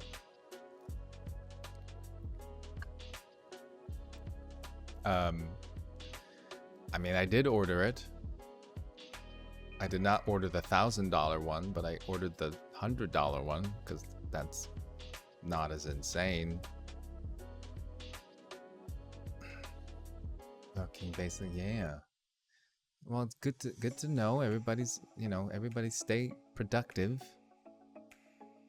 out there. All right, Narabayashi-san. Another great look at that. Okay, he looks like a little older, and he's very manly. It's very manly. He's a man. Narabayashi-san says it was where is it? It was a game based on the Mongolian invasion by a foreign manufacturer, so I was really looking forward to it even before it was released. An epoch-making guidance system that eliminated the map in the open-world game. Although I was worried at the beginning, I was able to proceed without difficulty. As I progressed through the story, I became more and more attracted as I looked at the conflicts and decisions of each character. Both Jin's claim and Shimura's claim were understandable, so it was very painful. It was a relief that the people appreciated Jin's deeds. Right. Attracted to the game, right? Not Jin. Or both. Maybe Jin. Both. Probably both.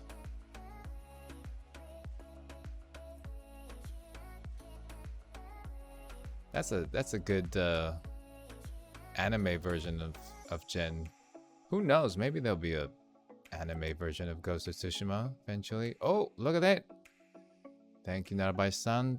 This one's Moku-san. Oh my god. Wait, how many? Oh, Samurai? Ghost? Oh, Fundoshi. And that's the traveling. That's the archer one. Oh my god, it's like... That's a lot.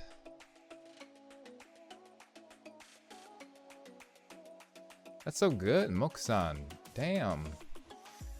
Moku-san says, for me, the biggest attraction is the many costumes for Jin, which can be enjoyed in many different combinations. I have fond memories of riding my horse around Tsushima and collecting lots of flowers to collect all the new armor when the big update came out. I'm excited to hear that there will be new armor in the story of Iki as well. Thanks for all the inspiration. Ghost of Tsushima!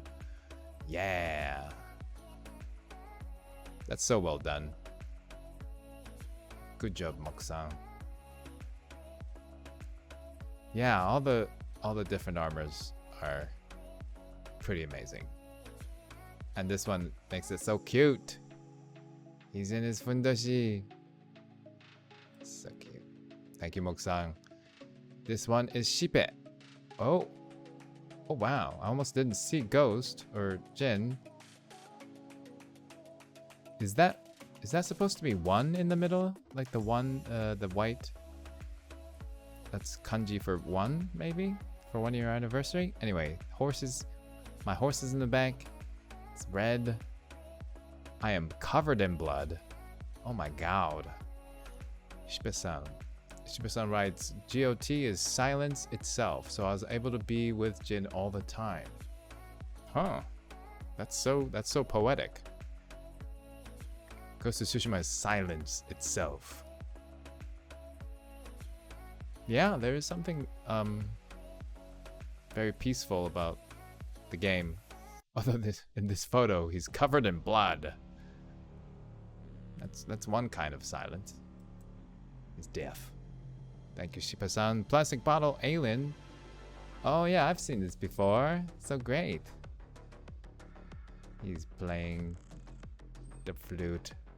Or not the flute. What is that called? It's not shakuhachi, is it? This one's so good. Plastic bottle writes, Ghost pulled me right in from the very start. The locations and atmospheres are gorgeous. Visuals, music, world building, voice acting, everything is exceptional. But what I love most is how none of the characters are generic good or bad, but flawed, complex, emotional, and often very morally gray in their decisions. Even people from side missions feel like realistic personalities with their own stories and worries. I love the action and fights and the complex roller coaster of emotions, but also the calm and peaceful moments. I am not exaggerating when I say it is currently my favorite game of all time. All time? All time. Thank you, Plastic Bottle. That's for those kind words. Yeah, this is nice. Yeah, a lot of the... Yes, even the side missions, yes, there's a lot of gray characters, not black and white. I do appreciate that very much. Aww. Just thinking about Taka. Maybe think about Taka. Okay, so this one is from Yuna CBB. Oh yes, the moment of petting. He's about to pet. The fox looks so fluffy in this photo. Yuna CBB says, Dear Ghost of Tsushima, you're a wonderful game that shows a lot of respect and love for Japan and the samurai. And you made me feel and reminded me of my ancestors, the samurai. You are a masterpiece of a game that I will never forget. I'm really glad I found you. With love, Yuna, a descendant of the samurai. Wow. Oh, is Yuna... I wonder if Yuna-san is a descendant of the samurai? Like, no joke? No exaggeration? I'm just gonna assume that she is. Oh, Bakuro! Yes, samurai. Yuna-san is descendant of samurai. Oh my god. How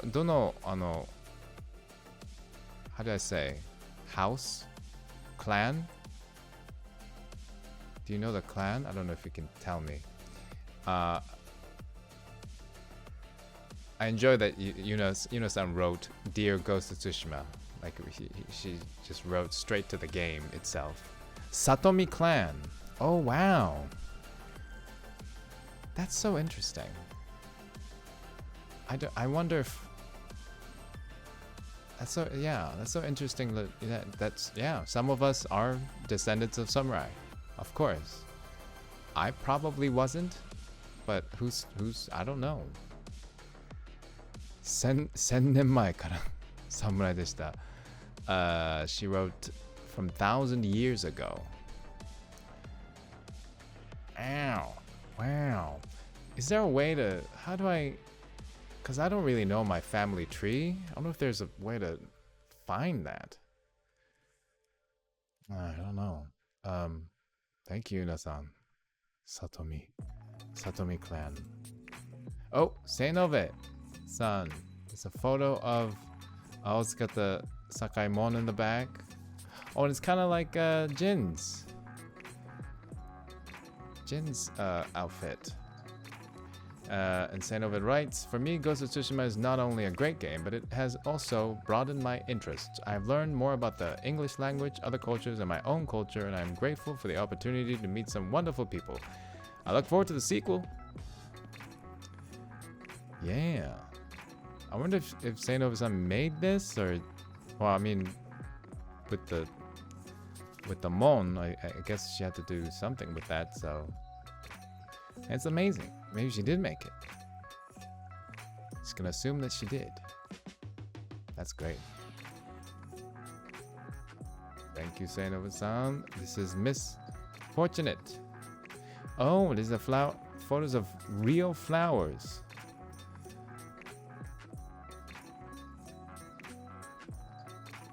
Miss Fortunate writes, Ghost of Tsushima means beauty in times of chaos, joy in times of sorrow, friendship in times of loneliness, community in times of isolation to me. It has given me so much and continues to do so through a ripple effect that has touched many other people besides me. Ghost is no longer just a game, but a bridge to a beautiful and inclusive community. Happy birthday, Ghost of Tsushima. May you continue to inspire. Yeah. Yeah. And these photos remind me of walking around and finding beauty in simpleness. Just like in the island of Tsushima. Thank you, Miss Fortunate. Oh! Third Charmer. What happened to the first and second Charmer? I think we know. The third Charmer killed them. So I guess this is a cosplay and he made this. It's pretty cool. In the back it says Third Charmer 9108. I'm not, maybe that's the, oh, maybe that's the handle. That's really cool. Oh, you know, this made me think of Comic-Con, and we just, oh, you know what? I'll let Earl tell you the story. So I won't tell it, but there was some bad news, and I was like, But yeah, I'm looking forward to, I hope we're still invited in the next whatever Comic-Con there is. Alright, Third Charmer says, I 3D printed and painted this mask thanks to Blacksmithing Gamer's 3D model as a memento to commemorate what this game meant for my wife and I during lockdown. It is the first open world game we'd both played together, and the beauty of the game and the quality of the narrative and performances became an escape we both share. I've still some work to do on the mask for finishing details and a properly colored and braided rope, but I want to share this work in progress recreation of the gorgeously iconic Ghost mask. Nice. I think he might have shared the finished product on his Insta or something. So if you want to check that out, he might have shared it on Discord as well. Anyway, thank you, Third Charmer, and condolences to the first and second Charmer. R, just simply R. This person is rated R. Ghost of Tsushima, happy first anniversary. Oh my goodness, this is, oh, and I guess their name is Rappa Ra. That's their handle. This is really good. I wonder what they used to draw this one. And R's message is simple as well. It's short. Thanks to Ghost of Tsushima, I have fun every day. I love that. Thanks to Ghost of Tsushima, I have fun every day. And the drawing that they made is him just simply slashing. There's no background. There's no, you know, it's just him slashing with blood, because that's what's fun. Straight to the point. They're not even gonna tell us the whole name. You just get R. Respect. R is for respect to Rappa Ra. This is Saya Kate. Oh, little ghost is. I love this. I love this photo. So this is in Legends mode, because he's got that mask. He's the assassin. I assume, and with the fundoshi, but it's at the Hiyoshi Springs. So you got that big ass moon and that floating lantern, and it's almost peaceful. Because he's just taking a bath in this very haunted world. Like, yeah. This is the ultimate fuck you to Io.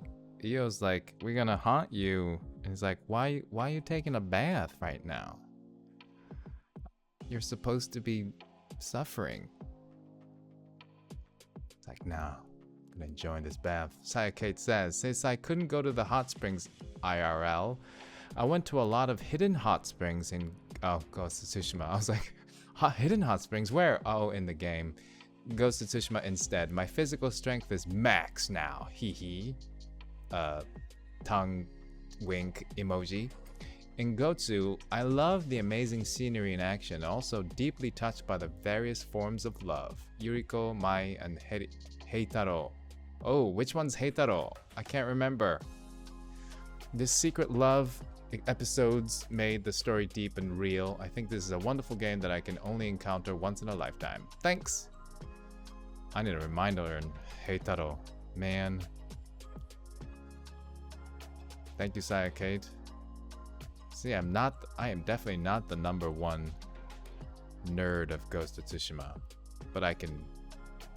Yarikawa's Heitaro. Yarikawa. Oh, what? What? Oh, what? Yarikawa's... Was he the guy that helped the archer? The boss of the archer guy? Is Heitaro? Okay, this one, Lucarius. This is last but not least. Lucarius 08. Diana. Is Heitaro the guy that tries to kill you? I don't know. Alright. Let's read. Okay, I'll be hard-pressed to forget... Oh, this is the love blurb. I'll be hard-pressed to forget the day I met Jin Sakai. Tied to my 25th birthday as it is. I picked the game up on a recommendation from a friend who had made a comparison between Yunu's character and myself. Oh, and as such, my interest was instantly piqued. What I didn't expect was to find so much significance, compassion, willpower, inner strength, empathy, found family, friendship, steadfastness, values, and real-life lessons Jin embodies that I will gladly carry with me for the rest of my life. Thank you, Ghost of Tsushima, for helping me heal in your beauty and pain. Aww. Thank you, Lucarius8 and Diana, and thank you to Marnelli, because you know, she's the one who did all this, or you know, compiled it, and this is like a nice like way to end this whole thing. Yeah. So Diana is like, why are you like Yuna, you think? Why did your friend compare you to Yuna?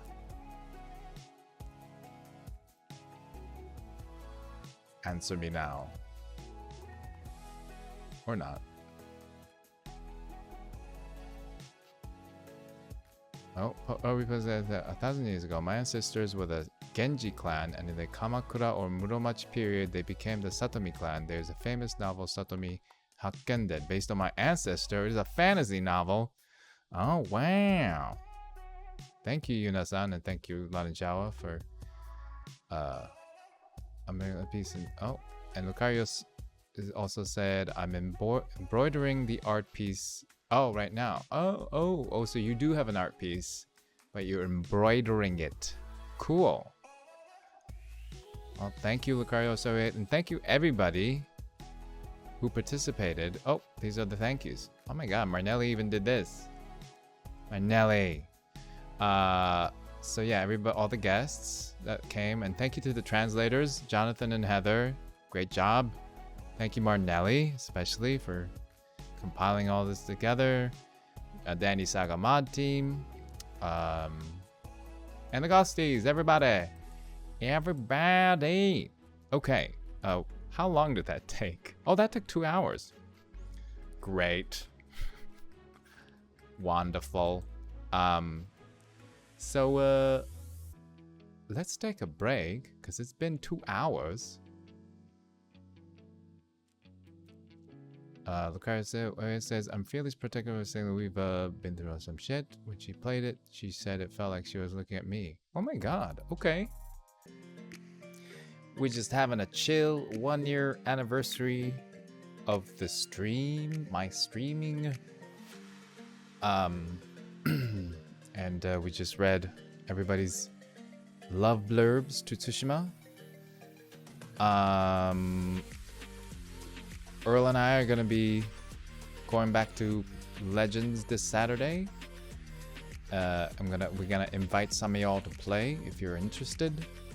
If you wanna play, we're gonna play Legends Chapter 3 and just Chapter 3 over and over and over again. We're gonna kill EO until I get all of my clothing. But in the spirit of finishing the fuck out of this game that I love and I'm in, I'm gonna keep reading. This is gonna be like it's gonna be chatting. I'm just gonna be chatting with y'all because I'm gonna read to you and we're gonna, we can talk about things. Because we're going to go into the game right now. But I'm not going to be killing Mongols. I'm just going to be killing text. We're just going to read things I've never read before. Just a show of hands. Oh. I guess I can do a... Oh, wait. Before I go into this, sorry. I keep forgetting things that I should do. Oh, see, this is why I will never be a pro streamer because I don't read all the things. Oh, sing happy. Okay, Carrie Smith 12 days ago said sing happy birthday to the game if it's not too weird. 12 days ago. Well, now it's really weird because it's been 12 years, but I'm gonna sing happy birthday to Ghost of Tsushima. Okay. Happy birthday to you. Happy birthday to you. Happy birthday, dear Ghost of Tsushima. Happy birthday to you. A little late. It's belated. Sorry, Ghost of Tsushima. And Carrie Smith. Thank you for that. She's not here. She's not here. And then Kuroreo, who's not here, because she left. I'm so sorry. Also wanted a Randall slap, and she'll watch it in the VOD later. Maybe somebody clip this. Thank you, Kuroreo-san. I think she's studying or went to bed, doing something more productive. So, good job, Kuroreo. Sorry, this was a late slap. Lucarios wants an aggro compliment. Oh, that's new. Let's do Uwada's sucker punch. Uwada 5 wants a sucker punch, and Randall definitely wants a sucker punch. Okay. Thank you, Randall. Go away. Please, no more. No more, Randall. Okay. Nordskaya. I don't know if Nordskaya is still here, but 2 hours ago. 2 hours ago. Thank you for your patience if you're still here. If not, just watch it later. Wanted a ghost says, oh wait, no, you deleted the one that I haven't done. Can I? How do I?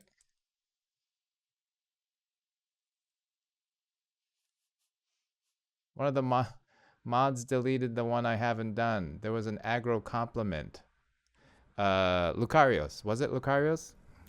Remind me what the aggro compliment was in the chat so I can do it for you. Okay, this is for Nordskaya. I'm here to kill the Khan. That's my mission. Looks like the Khan has been waiting for us. I only know one thing. I want to kill the Khan. I need to. It's not a hope or a dream. It's like a hunger, a thirst. This is a shrine of the Khan. He's here. We just have to hunt him down. The Khan! We're here to kill the Khan! I think there's a better read for that. I'm just gonna read it faster. I'm here to kill the Khan. That's my mission. Looks like the Khan has been waiting for us. I only know one thing. I want to kill the Khan. I need to. It's not a hope or a dream. It's like a hunger, a thirst. This is a shrine of the Khan. He's here. We just have to hunt him down. The Khan. We're here to kill the Khan. Okay, that's good. That's good. London Java says, that was my aggro compliment request for Diana. I said that Diana was having a bad week compliment for embroidery and writing skills. Ah, so that was by London Java. This is my job right now. This is my job. Let's do it. All right. Let's do it.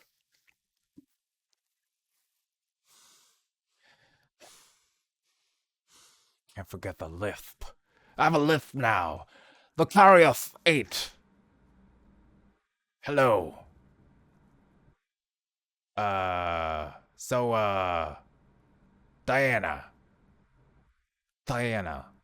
You, wait, just to compliment her embroidery and writing skills. Okay. Lucarius. We all heard your love blurb to Tsushima.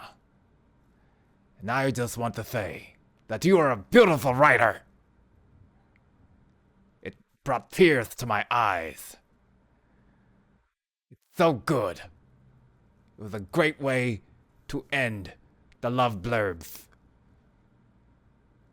And your embroidery skills. I have not seen them, but I can tell from your words, from the chat words, that you are very good with your hands. The way you type the letters. That you're very good at embroidery as well as writing. Does any of this make sense? Yes, it does. Or no, it doesn't. It doesn't matter. What matters is that you believe in yourself. It doesn't matter what I think or what others think. What matters is that you know that you are the best embroiderer in the world. Yes. Yes. Was there anything else that he wanted me to? Oh yes, and also you're like Yuna, which means that you are a very strong person. You know yourself. You might have a dark past, but you are fighting for survival. And you have you're a very loyal friend and a very good sister to your brother. So, good job. Man, Mr. Aggro's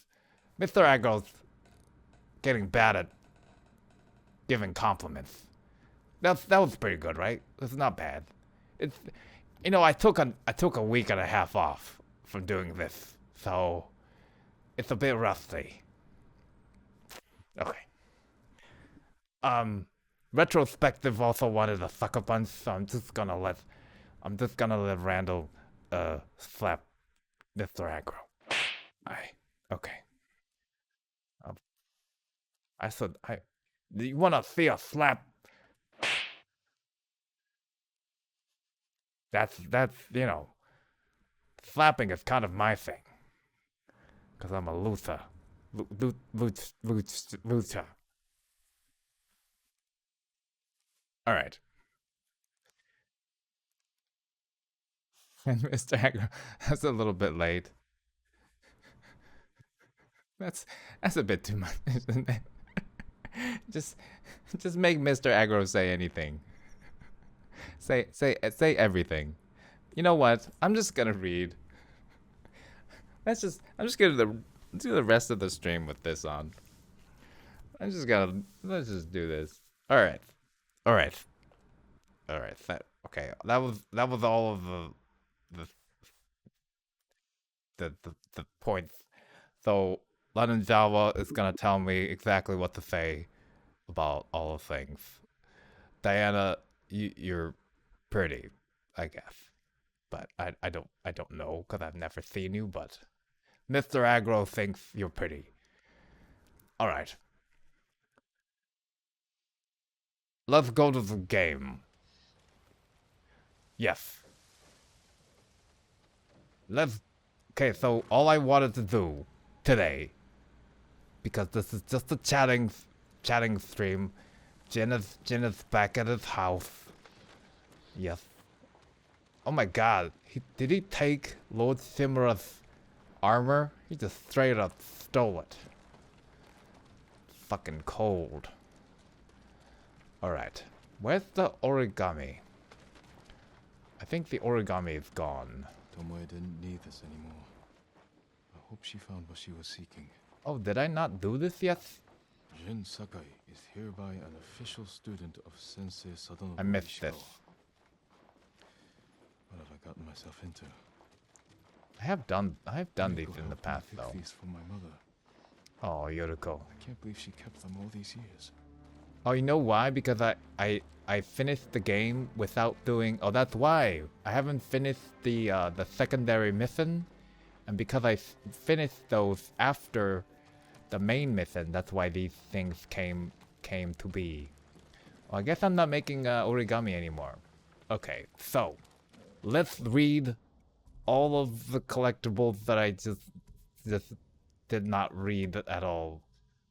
Okay, these are records, key items I don't need to read. Mongol artifacts. Okay.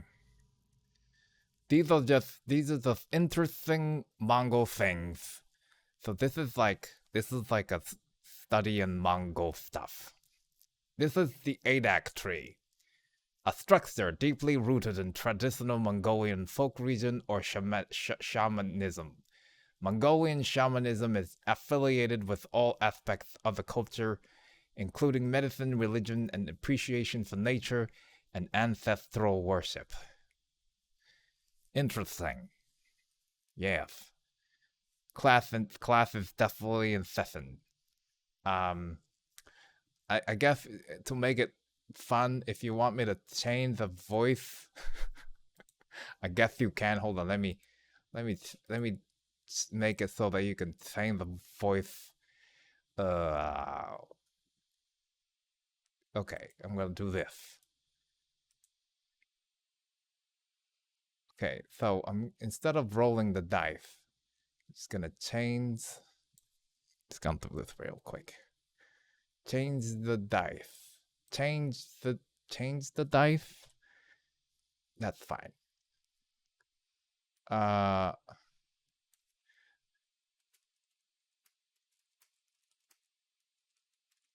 And I'm gonna ask you to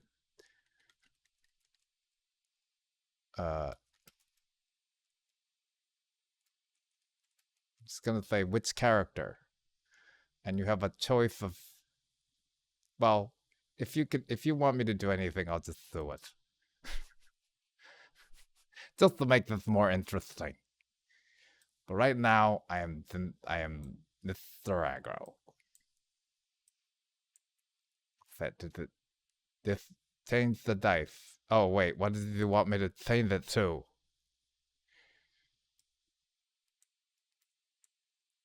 You did. Oh, you didn't say tell me which character to change into.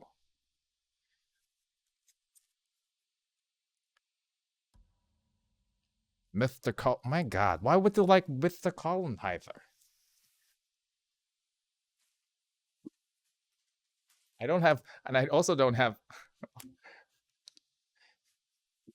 the proper props. Well, I have the props. I just don't know.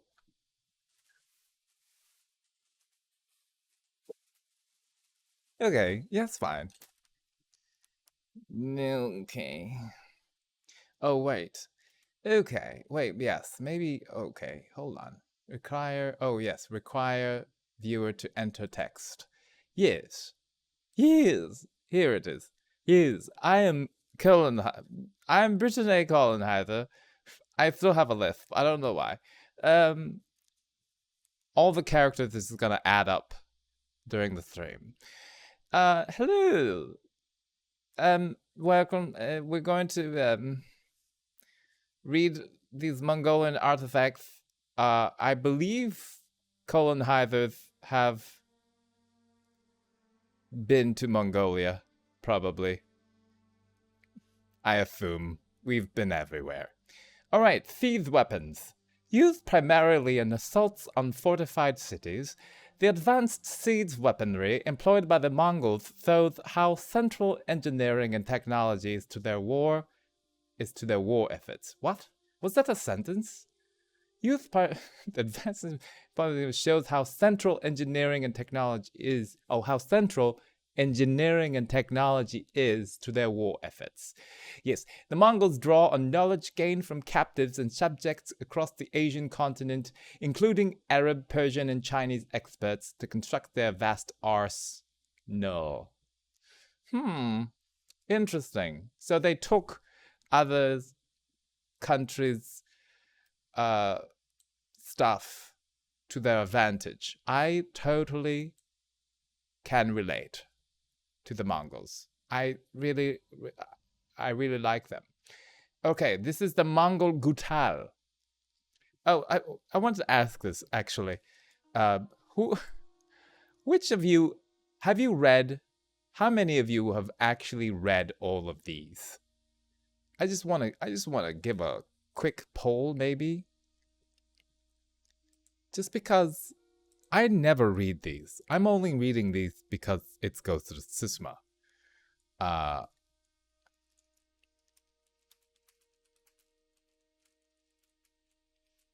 just want to know.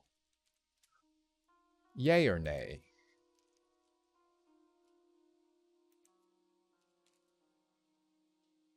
And be honest if you're taking the poll. Alright, this is the Mongol Gutal. Traditional boots worn by the Mongols, Gutal are made of embossed leather cow hide with hand-sewn soles constructed for maximum durability. Ideal for horse riding, their upturned and pointed tips prevent riders from catching their feet in the stirrups and falling off their horses. This feature also demonstrates the Mongols' respect for the land, as the shape minimizes the size of the wearer's tracks. Respect for the land. I don't know what that's all about, but interesting. The nice little boots, and they called it gutal. Dried meat. How many are there? How many are there? I don't want to go down too much, but well, let's just keep reading. Dried meat. Oh, 8 said yes and 8 said no. Oh, wow. Good job. Because I would never read these. I've played through this 3 times and I haven't read these, which makes me a bad fan of the game. But I'm becoming a true fan.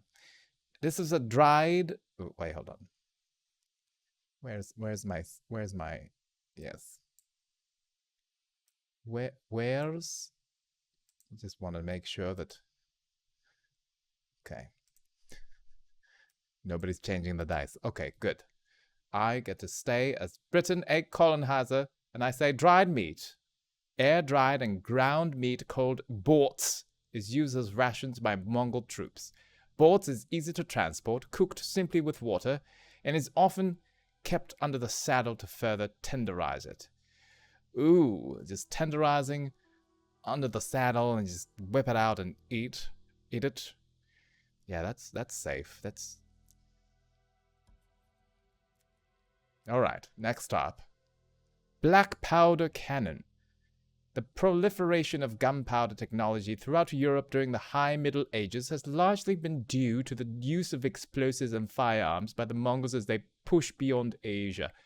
Gunpowder also played a major role in the Mongol conquest of China. One of the most notable such weapons used during the invasion of Japan is a small explosive bomb used to injure and panic the samurai's horses.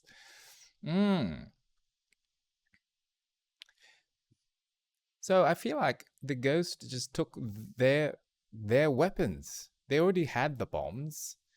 The Ghost just took it and said, "I'm just gonna throw it back at you." This is our rule. Our rule. Our rule is a staple of the Mongols' nomadic diet, made of curds boiled in fresh milk. The resulting mixture is combined with sugar and fruits before being dried and sliced into various shapes and patterns. Oh, what's curd? What is a curd? It's fresh milk, sugar. This sounds like a dessert. It's like a hard cheese. Oh. And it's boiled in fresh milk. Well, that's like a yogurt snack. Nice. Composite bow. One of the Mongols' principal weapons, the composite bow is incredibly accurate with a range of over 250 yards.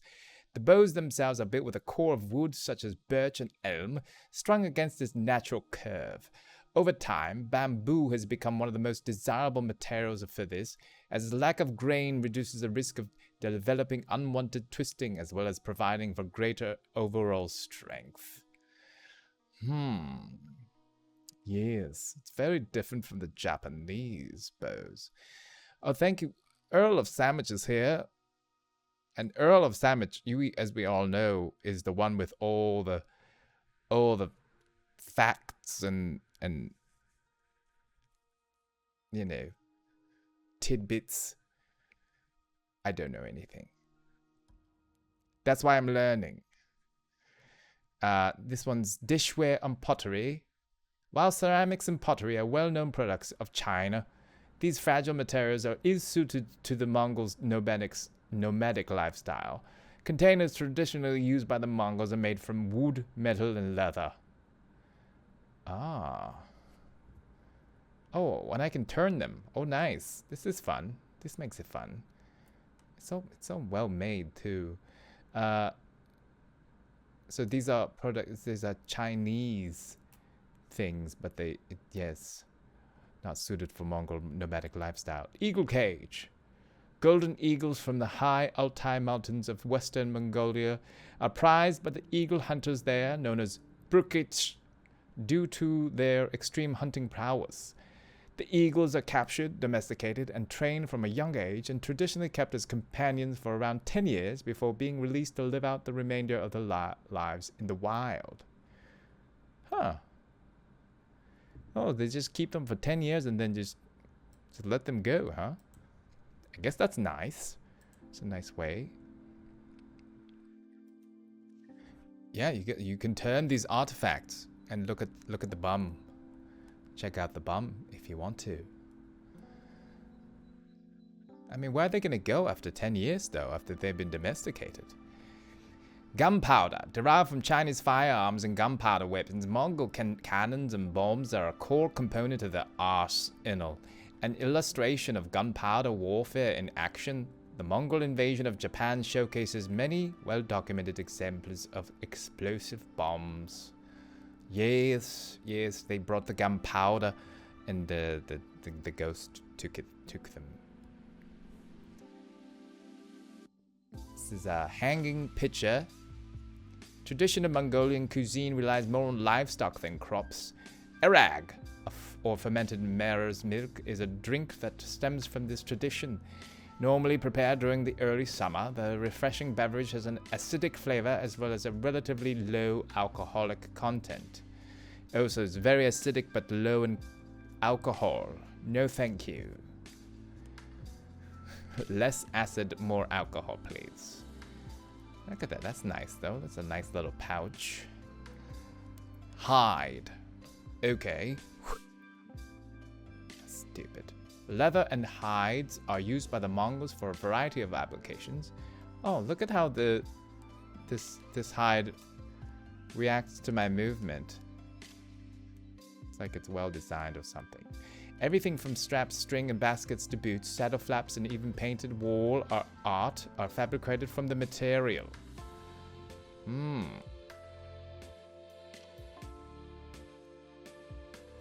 This looks like a bear hide. War horn.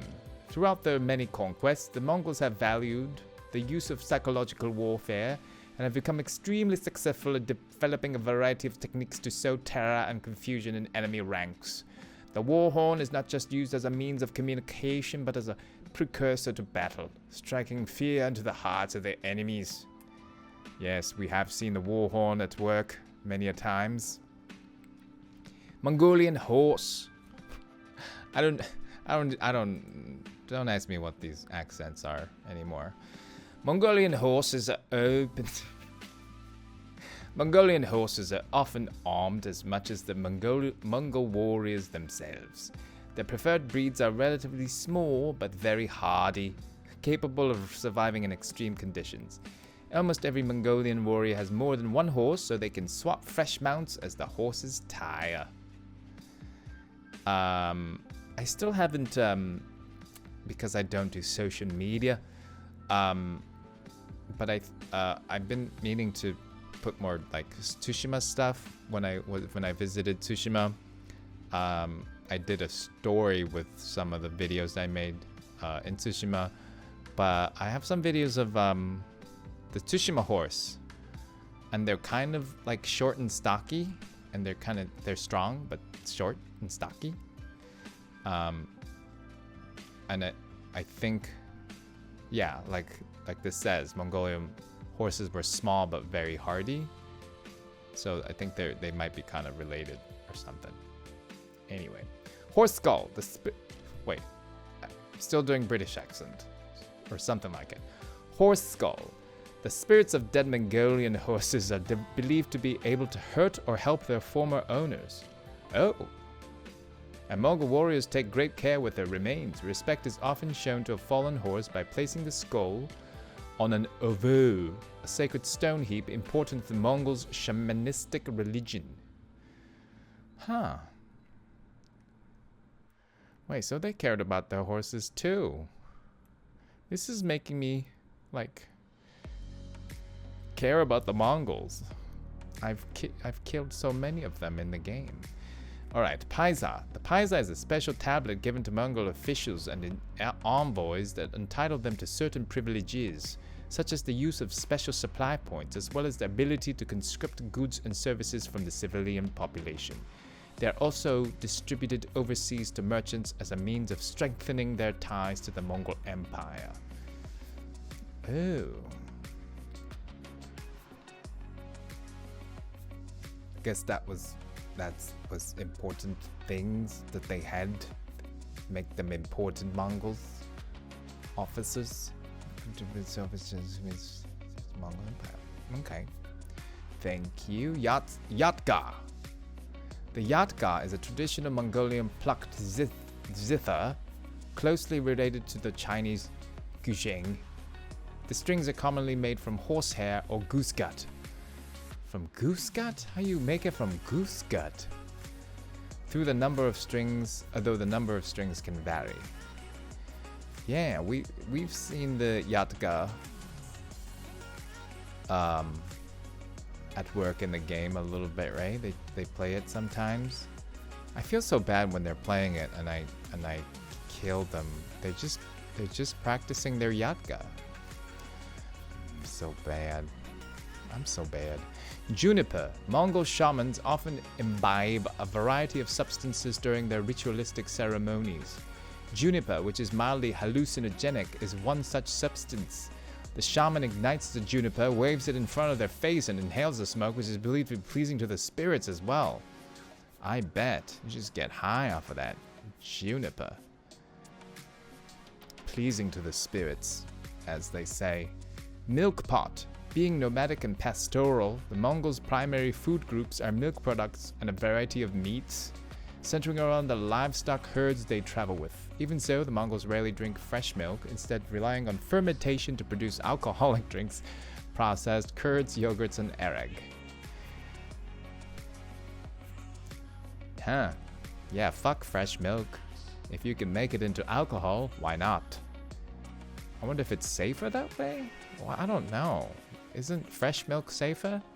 Who knows? Maybe it was different back then. Milk rack. I'm not very good at making jokes. All I know is that milk rack just sounds funny. I don't know how to make a joke out of it, but I know it's there. Since fermented milk products are a staple of the Mongol diet, soldiers travel with many utensils and materials for processing dairy cultures. Milk was traditionally prepared by cloth filtration, followed by storage in a large open leather sack, the kurkur. These sacks are normally suspended near the entrance of a yurt, though sometimes they are also strapped to the side of a horse's saddle and thus agitated over the course of a day's riding. Oh, okay. Man, these... I can't... yeah, sorry. It's fine. I can't imagine... we can't go back in time, you know? It's like, if there was milk in that, and they just store it during the day, I will not be having that. Although I'm sure it's like, oh, it's fermented milk. Sure. I can't. My stomach will not handle that. Although I guess if you live there long enough, your body will adjust to it. But that would take some time. Ongon. In traditional Mongol mythologies, it is believed that after death, all shamans become wandering spirits, or ongon. It is customary to construct consecrated idols within 3 years of a shaman's death and either place them in the home ongon, or in outdoor shelters, field ongon. Huh. All shamans become wanders or...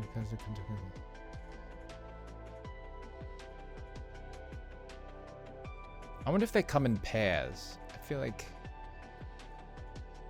there's a lot of cultures that have pairs of figurines like this. But maybe not. Yeah, something about death that makes us make figurines.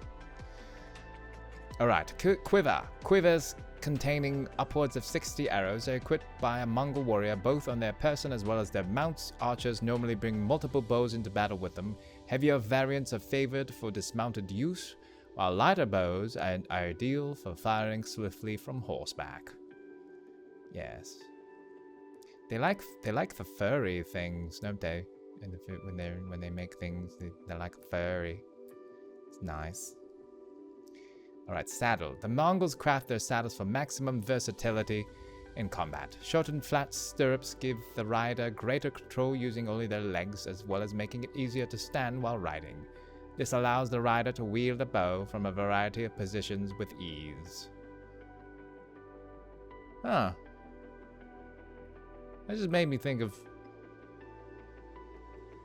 Maybe they should have incorporated that in the game. Although that would be annoying that would be really hard if the Mongols are just riding a horse and shooting arrows while riding a horse. That'd be hard to beat.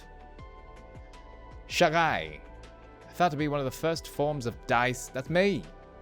The term shagai refers to the ankle of a goat or sheep. Oh. Games involving the use of shagai, sometimes identified as ankle bone shooting, involve predicting the side of bones that will land up or down when rolled. In addition to this, wolf shagai are kept as a sign of good luck and fortune. Wow. Yeah, I guess just make anything into a game. You just have bones, ankle of a goat or sheep. You just use that. Shagai. All right, shaman drum. Used during oh, that's pretty in the back there. Used during religious ceremonies to aid the shaman in achieving a trance-like state, the sounds of beaten drums are often accompanied by call and response shouting and energetic circle dances. One such ceremony involves the Kar Talink, or black shaman, whose primary function is to bring people into contact with an Ongon spirit. Wow.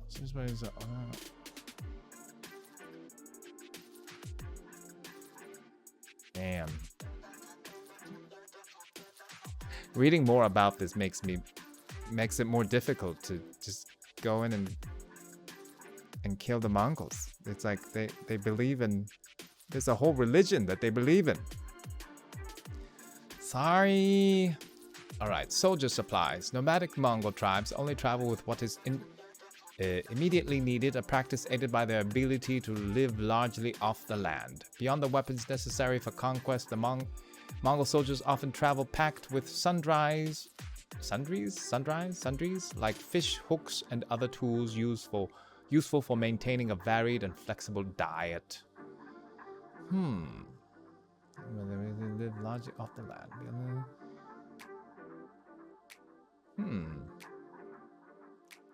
These are the soldier supplies.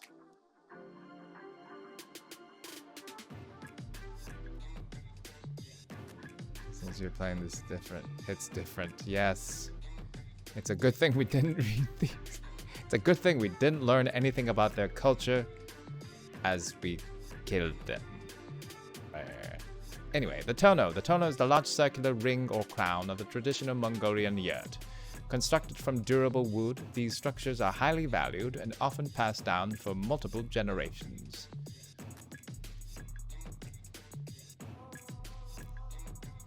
You know, also like, you know what it is too, though?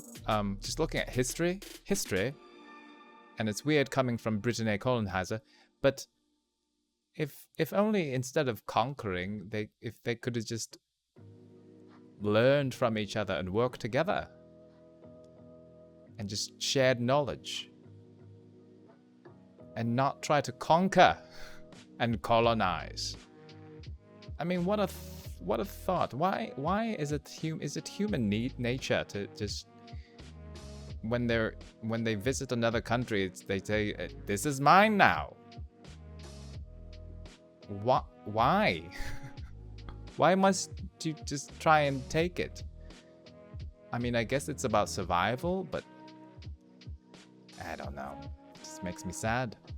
Alright, this is the Tam. The Tam, or masked dance, is a Tibetan Buddhist ceremony held at the beginning of each year, considered important for exorcising evil spirits. The Mongol Empire gradually took control of Tibet in 1240s and 1250s. Okay, yeah. So this is Tibetan.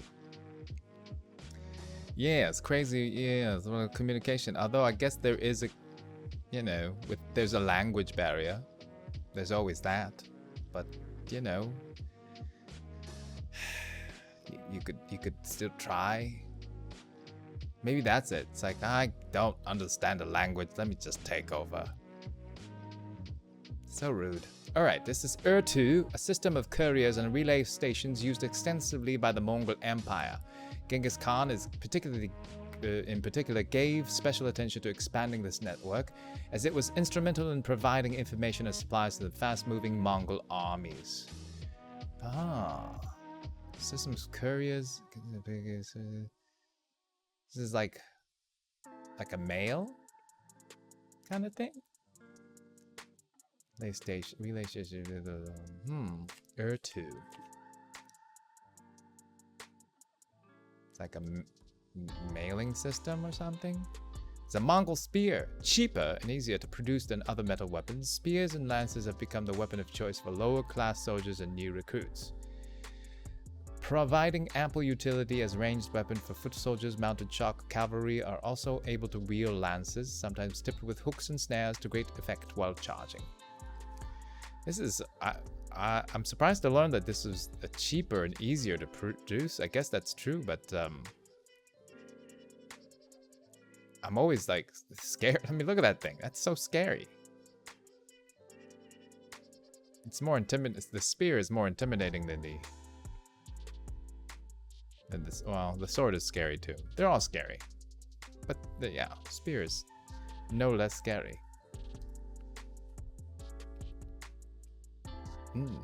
Half moon blade looks like.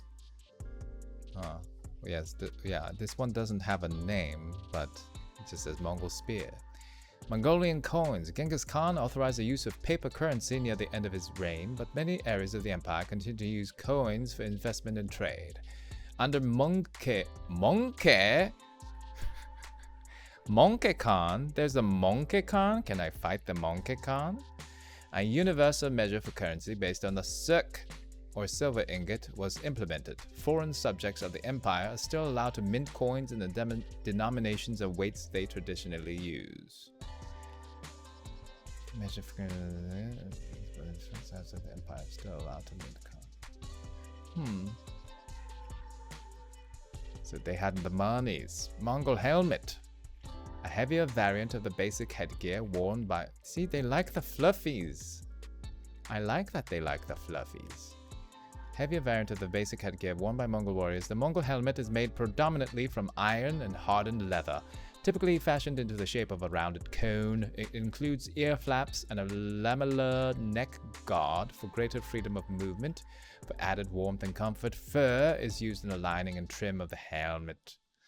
Yes. I guess it's cold in Mongolia. That's why they like the fur. Ovu, a feature of Mongol folk religion practices. The ovu is a sacred stone heap, typically used as an altar or shrine. The rock formation sometimes includes a stick to which worshippers tie a blue ceremonial scarf, known as a kadag, that symbolizes the open sky of Tengri or Tenge, chief god of the Mongol people. Oh, that's the chief god is Tengri or Tenge.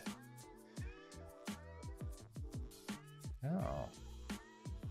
Mongol religion pair the over in a sacred stone heap. Just bunch of horse heads. Kupcha. Oh wow, that's a lot of things. Initially a kind of levy imposed by Mongol rulers on the flocks and herds of their semi-nomadic subjects, Kupcha has become the basis for taxation throughout the Mongol Empire. Oh no, they pay taxes? Under the system, Mongols in a military campaign are not paid, but are instead required to make payments to the immediate commanders. What? This practice motivates the plunder of conquered areas so that troops earn enough for themselves while meeting the demands of their superiors. Okay. What? How they make money then? Do they make money? This is pay taxes? But how do they make how they pay taxes if they don't make money? Oh, they plunder. So they have to plunder. Oh man. Oh. Oh, that's uneasy. All right. This is the Huacha. We all know this one. As the Mongol Empire has expanded, it has drawn upon the military and engineering expertise of conquered regions across the Asian continent. One example of this is the Huacha, a siege weapon first developed in Korea. It was first developed in Korea. The Huacha is a mobile cart capable of shooting dozens or even hundreds of arrows in a single volley with a range of up to several hundred feet. I always kind of wondered how. I mean, I don't know if this is an accurate. How does it shoot? I'm guessing there was more to this than what's depicted here, but I don't know how those arrows shoot. Prisoner coffin. Oh, that does not look like fun. The Mongol Empire weaponizes fear and terror to great effect. In order to intimidate and demoralize their foes, punishments can be exceptionally brutal and cruel.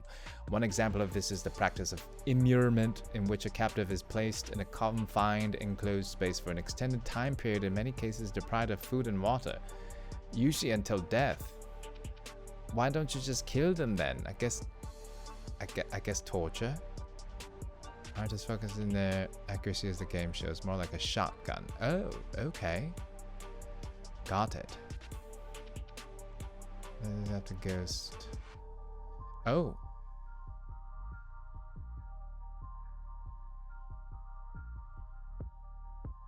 bamboo heart box and hook.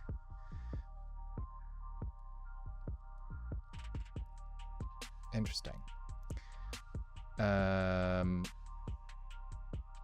Anyway, so the prisoner coffin is okay. It's just a prisoner coffin. Interesting. They also did torture. Yay! This is the Fire Lance. The Fire Lance first appeared as a small gunpowder pyrotechnic device attached to a spear in order to shock opponents at the start of melee engagements. Whilst with successive advances over the past 300-400 years, the pyrotechnic device has become more powerful. Current fire lances dispense with a spear tip, instead discharging flame, debris, and pellets at a range of about 10 feet. Oh, this is the... Oh, I hate this weapon. This is like the worst in the game. I hate it.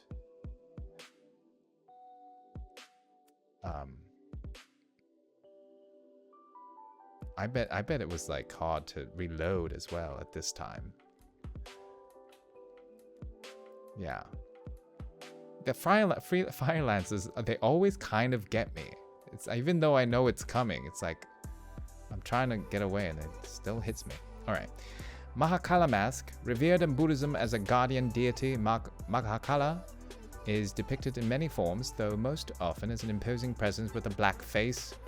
Oh no, he's gonna get cancelled. 3 eyes and a crown of 5 skulls, definitely getting cancelled. Believed to represent the transmutation of negative afflictions, the 5 kleshas into the 5 wisdoms. Mahakala's incorporation into Mongolian shamanistic rituals is just one example of the impact Tibetan Buddhism has had on the nomadic tribes of the Asian steppes. Yeah, this is a lot of Tibetan influence as well. Mongol saber, though best known for their composite bows, Mongol troops are also proficient at close-range melee combat. They are known to use maces, typically wielded by more heavily armored cavalrymen, axes, and swords, the last of which most often feature a curved saber-like design. The Turco-Mongol saber utilizes a slighter curve and sharp point with the reverse edge of the blade sharpened along the upper third of its length. What? A reverse edge of the blade sharpened along the upper third of... aha. So the upper third in the back is sharpened as well. So you can slash backwards if you want to. Yes. Mongol saber. Mongol bomb. God, these are all weapons. Mongol bomb. The rise of the Mongol Empire has facilitated the advancement of gunpowder technology. An example of this can be seen in their adoption of the heaven-shaking thunder bomb, first developed in 12th to 13th century China. This handheld bomb is made of cast iron and sports an adjustable fuse allowing the wielder to alter the wick's length to match distance to the target. Yes, because I will throw the shit back if it doesn't... Oh! You can't... It's hard... Wait, how do you throw that? It's got, like, spikes on it. I'm going to assume this is all accurate. So they had spikes, so it's hard to throw. Also hard to throw back if you're, like, catching it. So that's smart.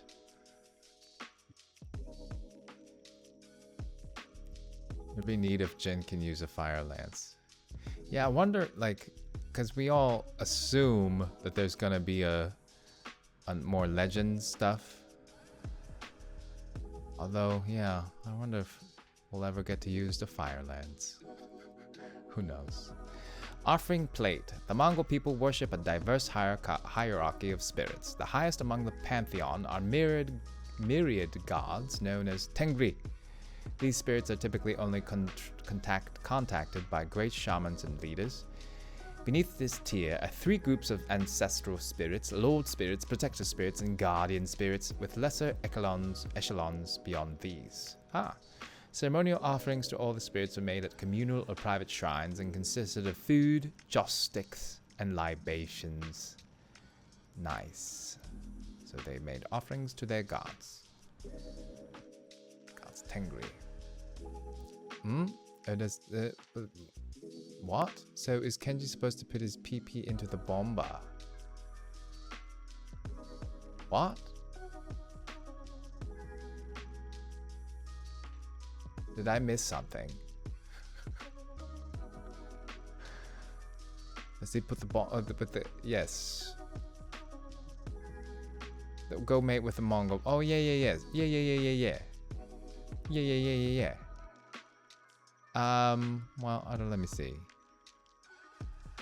I mean, that's hard. You can't really. What are you gonna do with that? With all the spikes? Unless you're into spikes. I don't know. I think he has to.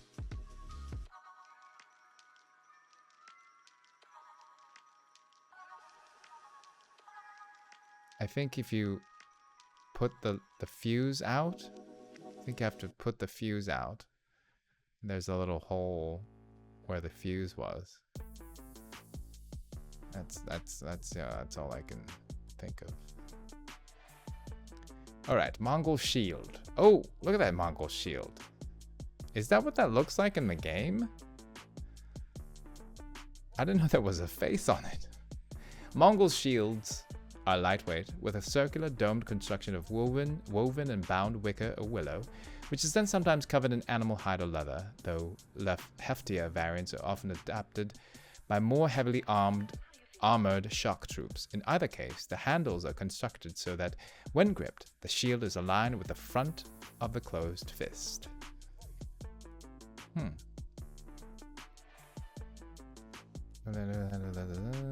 etiquette, down to constructors.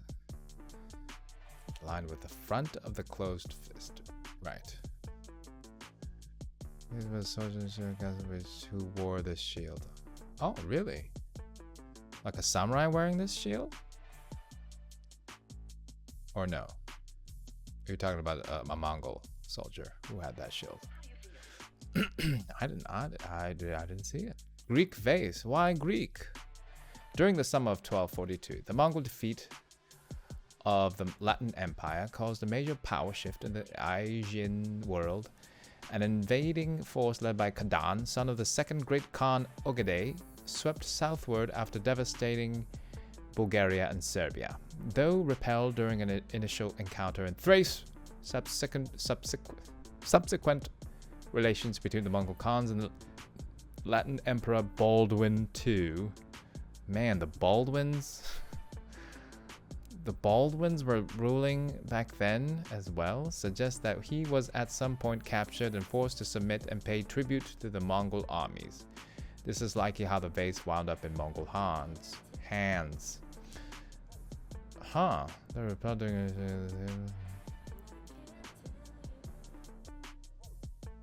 So the Latin Emperor was captured at some point by the Mongols? Man. Submit and pay tribute to Mongols. Huh. Interesting. Man, the Mongols were a force. Chinese vase. Spanning 6 decades, the Mongol conquest of China began with Genghis Khan's invasion of Western Xia in 1205. China is now ruled by Kublai Khan, marking the first time in history that the whole of China has been conquered and controlled by a non-native ruler. Many Chinese citizens have been conscripted into the Mongol war effort, including scholars, doctors, engineers, and anyone with valuable specialized skills. Yeah, I really don't know. History is not my subject, so I don't know. But what happened? What happened, Khans? You were doing so well. And then what happened? I'm sure Earl would know. Gold bracelet. Mongol craftsmen fabricate jewelry and other decorative metalwork using gold, silver, copper, and semi-precious stones like agate and turquoise. Bracelets often have a combination of geometric and animal-inspired designs. That's nice. Infighting, dispute of inheritance. And the crown. That's what happened, hey? Yeah, that's why it's just like, what's the point of like trying to conquer everything when it's eventually it's just gonna be, well, it's kind of like a Shakespearean story. Every time they just like a Macbeth thing happens, and it's like, was it worth it?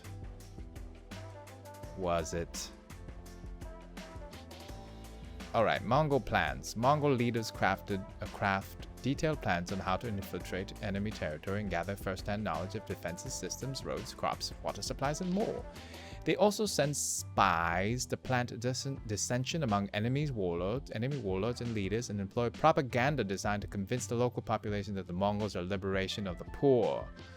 Oh, that would have been an interesting side quest.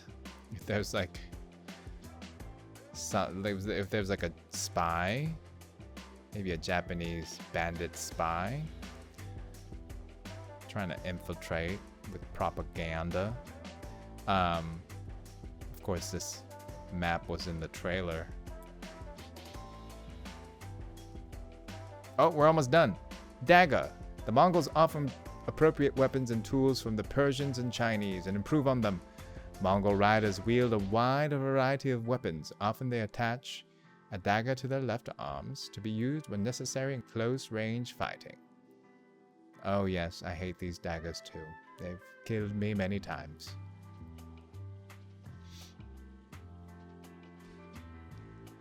Oh my god, Egyptian mask. Shortly before the invasion of Tsushima, Mongol forces pushed into North Africa. Even though the Mongols were eventually defeated, many items were brought back from these countries, some traveling as far as Japan. Man, North Africa as well? That is far. Yes, if you're just joining, I'm doing a lot of talking today, including reading the Mongol artifacts. If I can, I would like to read the notes that people have left. But here, let's just finish this off real quick. Chalice, used for anything from mare's milk to bowl, a kind of mead. Reportedly, the Mongols are even known to fill a chalice with oil and toss it on unsuspecting enemies before lighting them on fire. Was that a common practice by the Mongols? Man, I wonder if that was like yeah, this is like when Khan did it.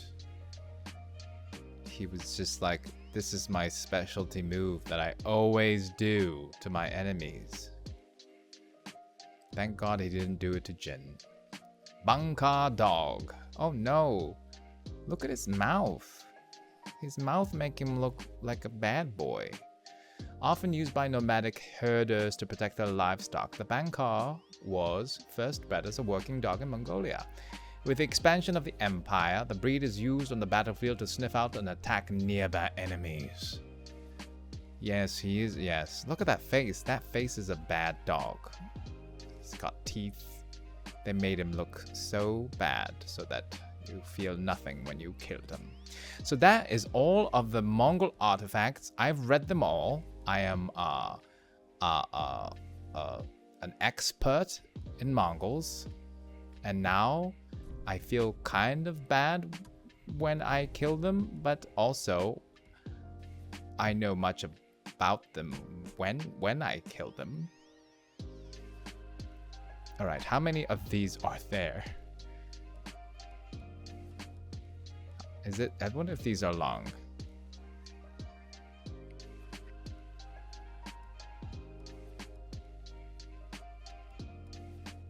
I haven't read these. 40? These are 40 long ones? Oh, let me see.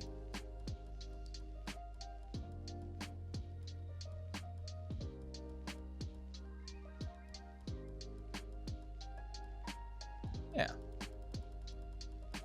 All right. Yeah, let's do it. Because you know why? Because I want to finish. I want to finish this game. All right. And I'm gonna, I'm not gonna force you to listen. You don't have to stay, but I'm gonna try and make it sexy. If you want me to use another voice, let me know. But I can try and act it out, I guess, and make it worthwhile for y'all. Okay, so conversations with a Khan 1. So this is I've kind of perused this, so but I haven't read the whole thing. So I know what happens to him. So he's kind of like a monk, right? All right. So okay. I'm just gonna like finding the voice.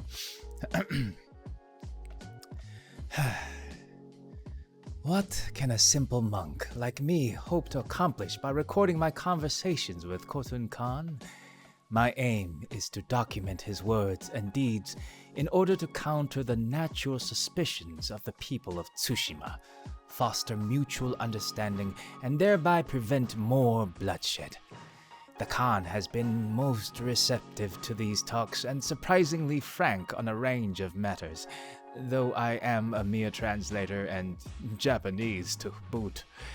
His ambition is boundless as any shogun's, and he has a keen sense of history and his place in it.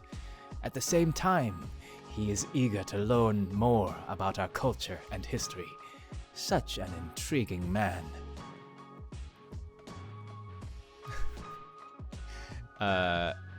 Yeah. So, I'm gonna... Lucarios has requested DAISUKE TSUJI, of course. Of course he's coming. I'm gonna read the conversations with the Khan because I feel like he's a specific character. So I'm gonna keep going with his monk voice.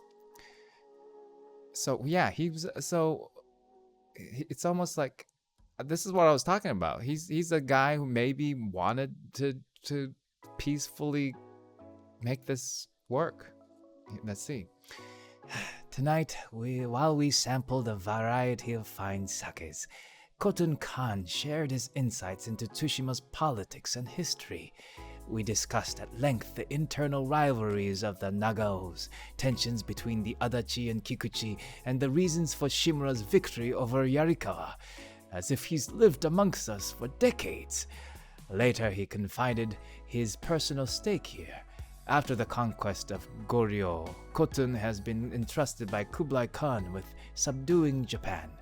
If he is successful, he will make his name and allow him to vie for the title of Great Khan himself. I did not dare to ask him if he meant to overthrow his cousin Kublai, but I believe that was his insinuation. Ah, this monk is a little bitch for power.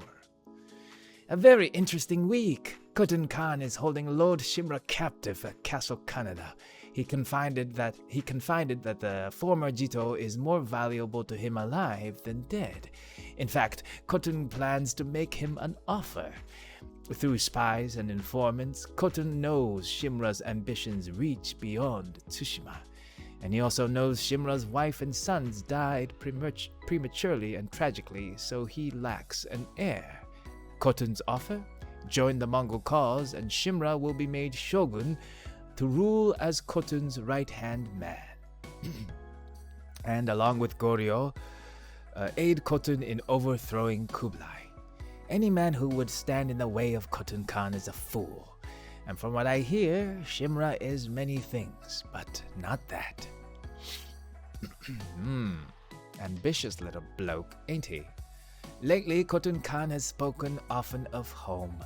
A lifelong eagle hunter, before departing for the Goryeo campaign, he released his favorite golden eagle, which he nicknamed Little Brother. Then our talk turned once more to politics. The empire is driven by family and tribal clashes, much like our competing clans here. He told me a battle for succession broke out after Genghis Khan's death. About 10 years ago, Kublai emerged the victor, but it is by no means assured he will remain so. Khotun feels the great mistake of Kublai's rivals is a too rigid adherence to the old ways of the steppes, which he compares to what he sees as Lord Shimura's over-reliance on the traditions of the samurai. Oh, so this makes it seem like the Khotun Khan is kind of like the Ghost. Finding the new ways. Man, so he's got to overthrow Kublai. Allegedly. Okay. Today was terrible. Cotton burst into his quarters in a rage and shattered a rather exquisite table that came from a land called Kashumiru. I write this casually now, but I was truly terrified and convinced death was at hand. These are people who drink horse blood, after all. After some time, I was able to calm Khotun down enough to tease out the source of his ire.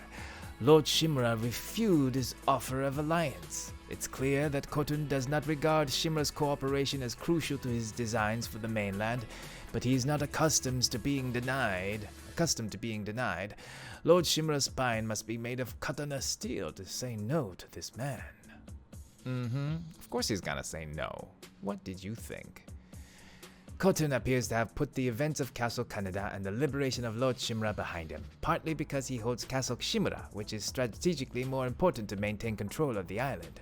It also shields his forces in the north, who carry out orders so secret that I have not been able to discover what they might be. And I think it gives Khotun pleasure to defile the seat of the Shimura clan's power. In any event, Khotun seems confident that his enemies will exhaust themselves fighting amongst each other and the Mongols. All he need to do is stock up on food, supplies, and munitions and depart for the mainland when the time is right. But we exhausted them. All Khotun Khan wants to talk about is this ghost. Apparently, Lord Shimura's nephew has half the island believing he is some kind of vengeful samurai spirit, returned from the dead to stop the Mongol invasion. Ridiculous! The young man is an upstart supported by a band of sad misfits, if the rumors are to be believed. But Jin Sakai daily occupies Khotun's thoughts, far more than is warranted in my opinion. Khotun sees an opportunity to divide the people who seem to adore the ghost from Lord Shimura and the other samurai. I have no doubt he can and will exploit this to his advantage. And I guess he did. Alright, number 8. Khotun senses a potential rift forming between the ghost and Lord Shimura. While I expressed doubt, he assured me the Empire has had long experience with such proud warriors.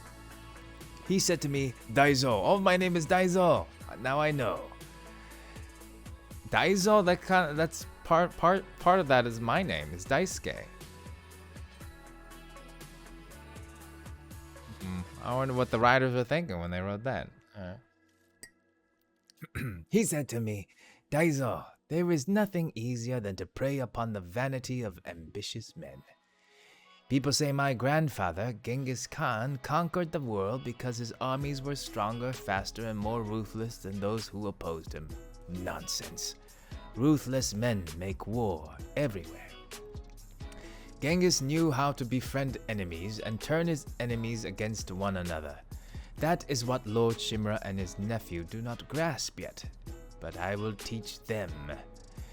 May Kanon grant mercy to anyone who opposes this man.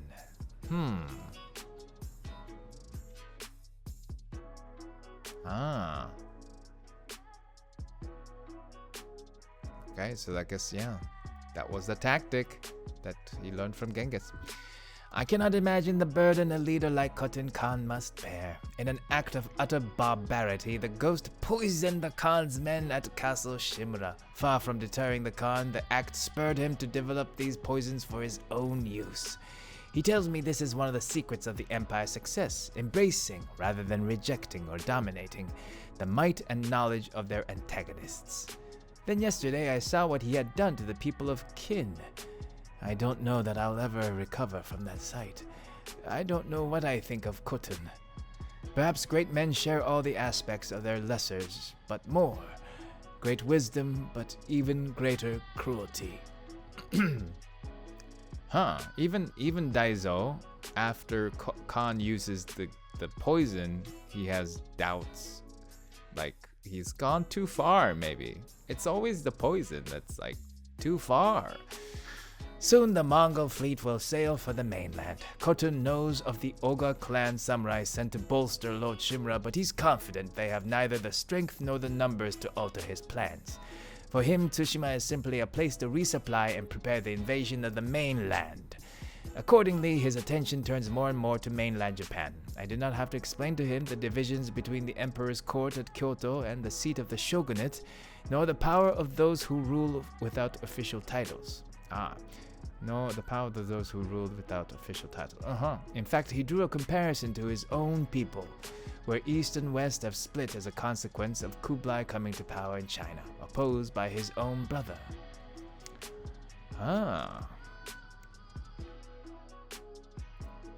Yeah. I'm just thinking, like, I do hope that there's like a. Again, I know nothing, and I have no power over anything over like what the Sucker Punch does, but I do wish that they would eventually go to the mainland. But who knows? One thing about Tsushima is what's so great is that it's, you know, contained. It's an island, but once it's Japan, it's like, well, that's a big island. I don't know if that would be a very, very long game if it's the entirety of Japan. But if it's just Kyoto or around Kyoto or something, I don't know.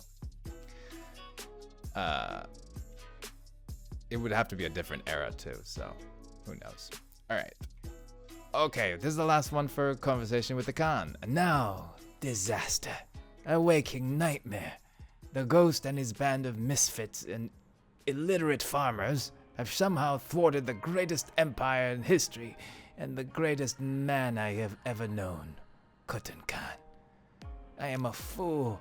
I dreamed of living on 2nd Street in Kyoto, mere steps from the palace where Khotun and I would sample the endless delights of the court, and I would fill his brilliant mind with the intellectual and artistic treasures of our culture.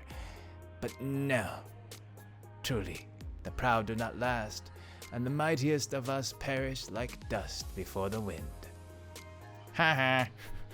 Ha ha. Daiso died.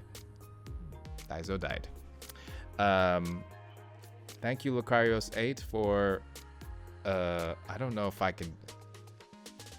I have to be in a mood to do DAISUKE TSUJI, but Moogle Potions also wanted to slap, so thank you, Moogle Potions. Oh yeah. I don't know if I could do. Let's see what it sounds like. Hey girl. I'm so awkward right now. Sup girl? Hey girl. I'm gonna read you some scrolls. Maybe put you to bed. You can go to sleep as I read you this scroll. Right, this one's called Meet Us in Muumugi Cove. Brother or sister, whatever. I ask Taro to run day and night to you with this message. Leave while you can. Komoda town is ash. The walls of Azamo Bay will not keep these invaders out. Like I'm gonna invade your bed. I'm a DAISUKE. They are not pirates or bandits from the bad old days. They are worse. They have massive weapons that cause fire to rain from the sky. We cannot hope to oppose them. Flee north to the foothills, girl. This one's called Skills for Trade. Please change character if you can. Please, somebody change me. Skills for Trade. Hotoke-chan.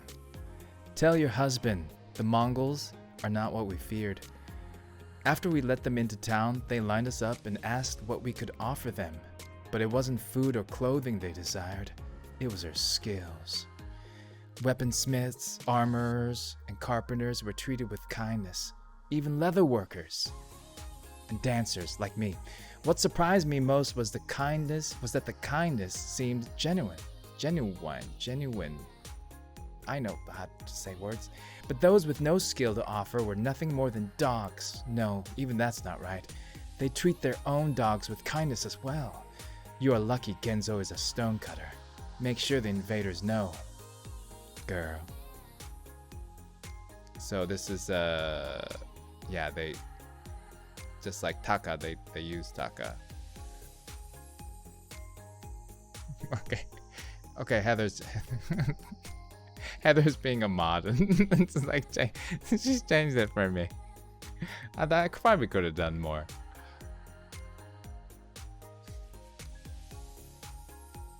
What did I don't even know what Professor Languish wore. It's probably this hat. Okay, I promise not to cry as I read these. These are pretty sad though. Okay, this one's called Stolen Memories. Emotaro and his family burned in the Sunset Gate fire. Genzo taken to the ships. Togo burned alive for stealing food. Shinsuke collapsed while cutting trees. Momiji disappeared before the hour of the dog. Little One Eye disappeared. Found one sandal by the herb seller's house. Also lost the other eye. This is really sad. This was the black sands. Black sand under my feet. Black sand underfoot, retaining the warmth of cool sand underfoot, remembering the warm sun. I miss your warm Damn it! Damn it! It's like he was writing a poem and he just wasn't like, it wasn't very good, so he gave up. To Genzo in Komatsu for. Oh, so is this all Genzo? Oh, Genzo is a stonecutter, and Genzo was taken to the ships. This is all Genzo, maybe? This is interesting. There's a story behind this. To Genzo in Komatsu Forge. Never thought the forge could be so quiet. Ever since I was a child, the sounds of the forge never woke me. I felt safe, protected. Now I can't sleep anymore. Not sure I'll know rest until the shouting and war horns are gone. Until the sounds of the forge return. Who's Genzo? Is he still alive?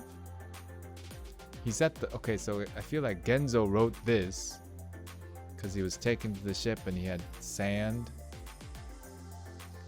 I'm just making conjecture. Alright, this one's first meeting. Brother. Oh, this is still Genzo. Leave Komatsu Forge.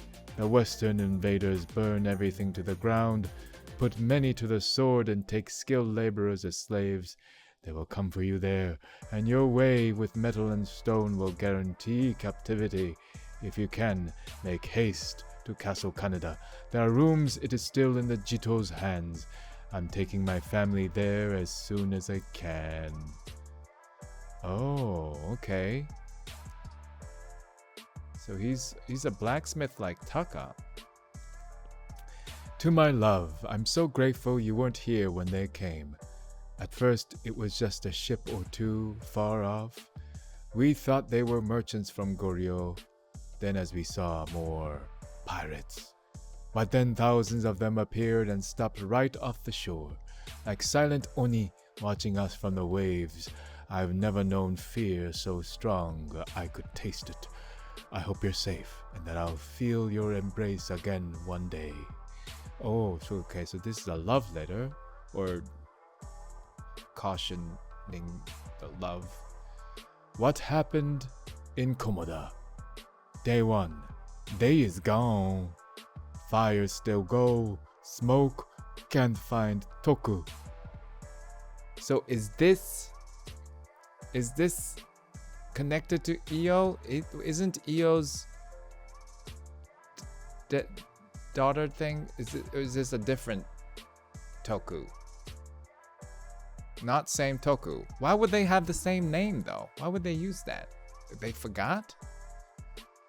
It would have been great to like have one of these stories related to Io, but so that's what I thought. Anyway, alright, day 1, day is gone. Fire still goes. Smoke, can't find Toku. Day 3, find stale rice ball this morning. Tastes better than a pear from Shinano. Day 7, smoke finally go away. Sun is shining. Maybe we live.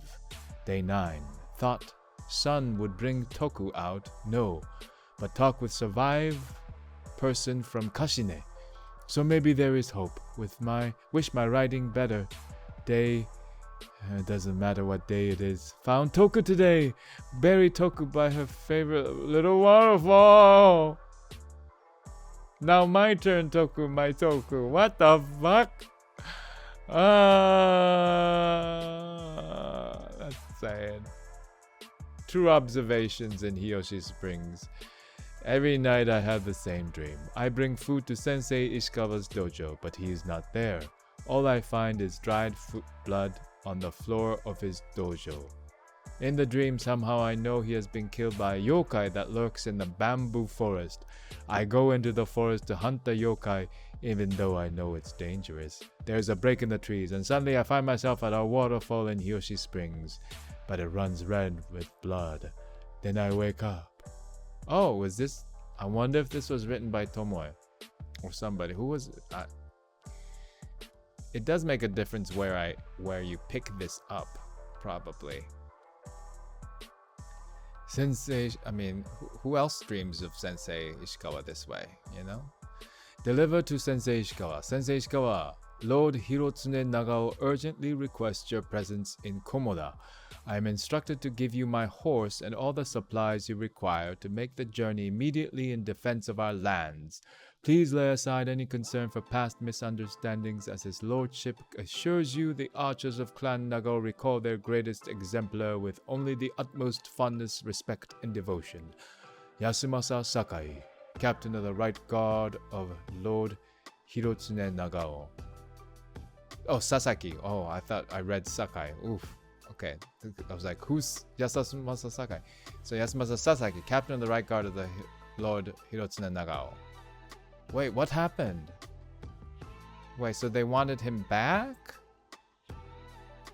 Is that all for the Lord Sensei Ishikawa story? Is this real? Oh, in Komoda. Oh, right. So this was to go to Komoda. Got it. Music stories to remember. I not learned a good writing, but some must writing down songs of the Bia Hoshi. Very good stories, but he killed by invaders, then no more stories. Forget it by all. Long ago there was bow using man. He saved the town. Also another bow using man who kills the demons. And the man who is very fast with katana swings. So many others. Write more tomorrow. Now go deliver supplies to Jade Hills camp. He just liked to write stories. I'm gonna shift. I'm gonna allow myself to be an actor so I can be. This one is Ichiro. Hochi and the warrior monks. Mother, today I met a group of monks from Cedar Temple. They are on the way to Akashima village to help our healers there. The one in charge is called Hochi, a famous healer in the north, but a strange man. A group of peasant fighters saved him from bandits, and this Hochi proceeded to lecture them on the sin of violence. At any rate, look for the monks' arrival if they have not already reached you. Perhaps one of them can help uncle's injuries. We're halfway to Kin. When we arrive safely at sister's house, I'll send word. Ah, okay. This is related to one of the missions. Let's help our healers there. Yes. One of the Hochi's missions. The healers of Akashima. The monks of Cedar Temple asked me to carve wood blocks to distribute to teach people their healing lessons. I must not fail. For burns, apply egg white. For deep wounds of the blade, clean with vinegar. Make a poultice of hijiki and wrap with clean cloth. For injuries of bludgeoning, keep the injured area still. Wash with cool water. Acupuncture on the opposite side of the body for pain. Needles? Really? Okay, sure. If only they had reached us in time to save Father. Father. Oh no, but if I cannot save him, perhaps I can help save many others. Oh, that's sad. Father was not saved. The Momiji in Akashima village. My love. Wait, hold on. I'll do it. Girl, my love, if you find this, it means we have left. I'm sorry. We waited as long as we could, but we must begin the journey to Umegi Cove now. It is difficult to find and dangerous even in peacetime. But they say a group of smugglers there have found a way past the Mongol ships. We must take this chance. If you receive this before the new year, hurry to us. I believe this. It's not love as in like a. Is it a son or? I wonder who it was. Healing lessons. We have entered the latter day of the law. Before the Mongols came, the people committed the gravest offenses with less concern than scratching an itch. But it has only become worse. Our mudras and mantras are useless. Our healing arts no longer cure illness. If anything, they are made worse by our ministrations. Now the monks have been taken. What is the point of prayer when we are doomed? It's true. Thoughts and prayers don't really do anything when people are suffering. The ritual of Nukabukuro. Please send your remaining stores of Nukabukuro with Jirotaro. He will ensure they are delivered to me. It's the one indulgence I've allowed myself. All food goes to the people of Toyotama, weapons to my men who protect them. But rice powder is for me. It may seem foolish to paint one's face in the midst of war, but there is a clarity in the ritual which grounds me. As long as part of life before the Mongols exists, there's hope that not all is lost. Huh, so you put rice powder on his face? Interesting. Alright. Necessary for survival. Oh, Lady Sanjo. By order of Lady Sanjo, there are new rules for all who use this storage space. Firstly, anyone caught stealing, borrowing, or otherwise touching merchandise that does not belong to you, your colleague, or your direct employer will be executed. No exceptions.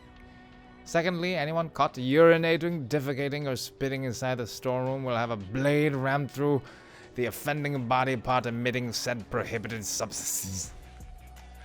Wow. If you're pooping, blade up the butthole. Thirdly, Goro, if you're not too drunk to read this, I suggest you turn right around and walk out of here before someone catches you and executes you. No exceptions this time. Third one is just for Goro. That's funny. Wow. Yeah, there are rules. Outcasts. I can only pretend for so much longer. I'm not like these people and never will be. The way they speak, the way they smell, the people they surround themselves with. I'm ashamed there's a place like this on Tsushima. I find myself wishing the Mongols would burn it to the ground. I wonder if they're talking about the same place. The place of bandits. Okay, so this one's to my brother. Brother, I will entrust this letter to a friend traveling to Yarikawa Stronghold.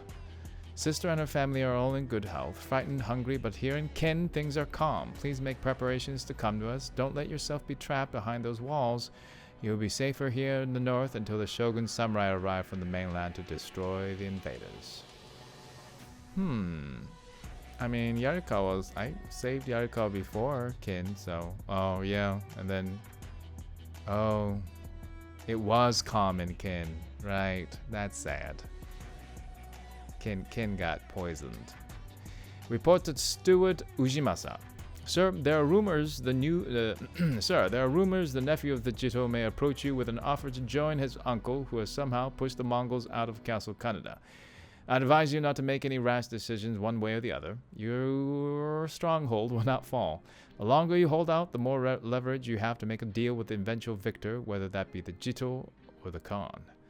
The best possible outcome may be to wait until both sides weaken each other. Then you move to bring all of Toyotama, and perhaps even Tsushima itself, under your control. Please consider all of these options. Your faithful servant, Kiyochika Yarikawa. Oh my god.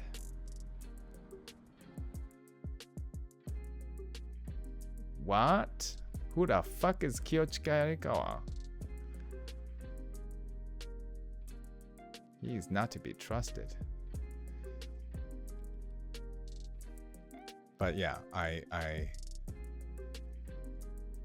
they did not listen to this guy, and oh, Rationing in Yarikawa Stronghold. By order of Ujimasa, steward of Yarikawa Stronghold, strict rationing is to be maintained at all times. Anyone caught stealing food, taking more than their appointment, or falsely claiming excess dependents must be jailed immediately. Repeat offenders may be executed. I know this is harsh, but we cannot afford to be lenient as long as the Mongol siege continues. Oh man. Is this the same guy?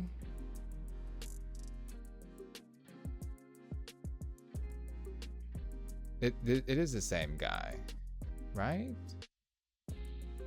Report to steward. No, wait. He's a servant. Okay, he's okay. He's the steward of Ujimasa, but this is the law.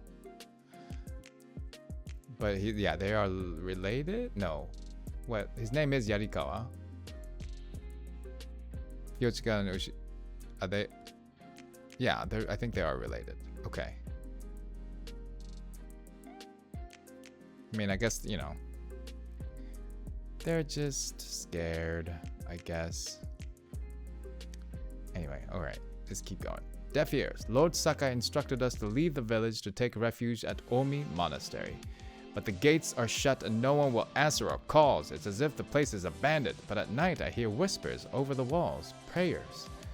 The monks begging the gods to protect them from the Mongols. But if the gods won't protect them, what chance do we have? Thoughts and prayers. Thoughts and prayers. Come home. Come. Turtle. Bring my granddaughter and meet me in Akashima. Leave that man. Wait, hold on. Let me do a concerned dad voice. Come. Bring my granddaughter and meet me in Akashima. Leave that man. He has always been cruel, a snake. The Adachi woman saw that. Ooh, the Adachi woman. The war is no threat compared to him. You will be safer braving roads filled with Mongols than continuing to sleep under his roof. I will look for you in 2 days' time. Oh man. Oh, that one. Yeah, the cruel guy.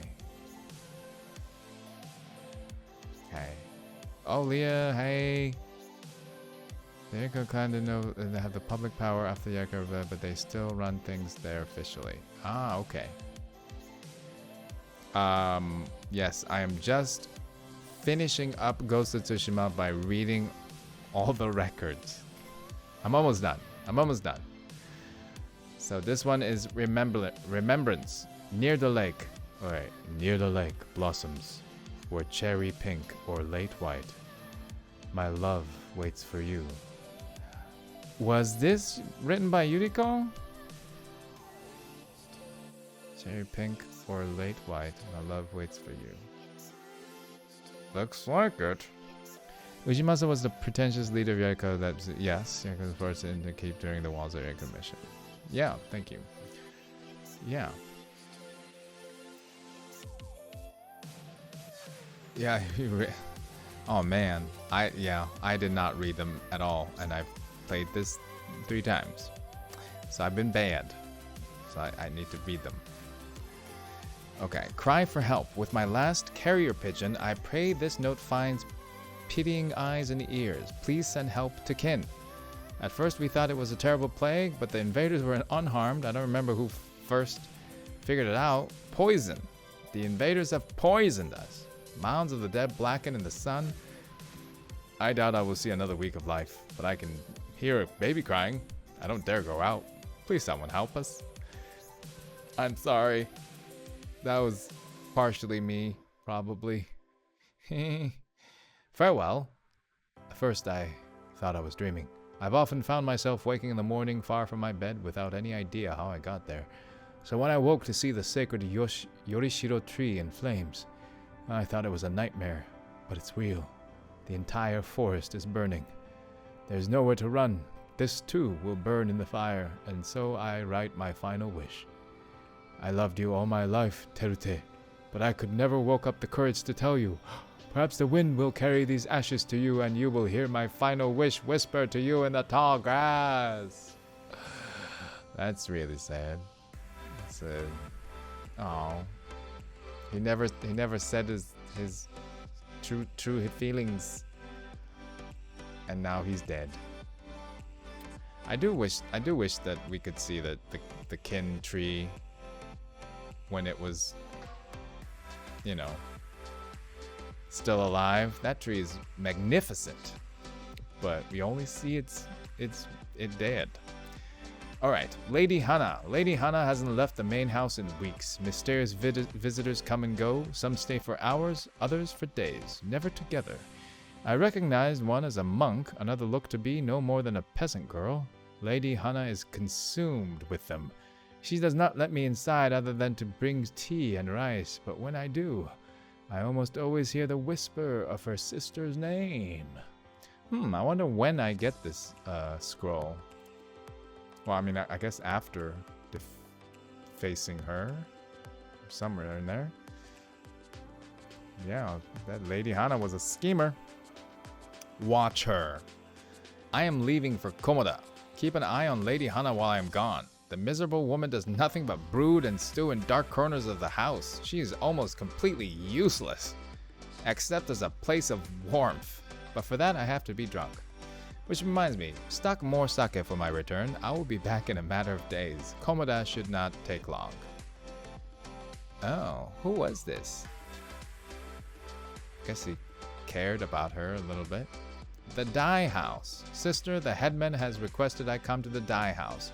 Instead, I will come to you. There is a silence there I find dangerous. It used to be a place of joy, people surrounded in brilliant blue.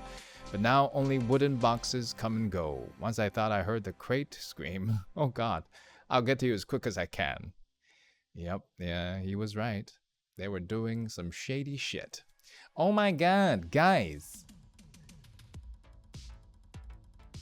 I can't believe I read. I can't believe I said that I was going to, but I can't believe I still did it. I'm sure I read these because these are important. I'll do that on my own time. I did it. I can't believe I did it. I mean, there's gonna be more reading to be done once the director's cut happens. But yeah. Anyway, thank you for joining me on this quest to finish Ghost of Tsushima utterly and completely. And we're gonna continue on Saturday at 2 p.m. Pacific with me and Earl. And hopefully some of y'all can play Legends, which I think I'm gonna play right now after the stream.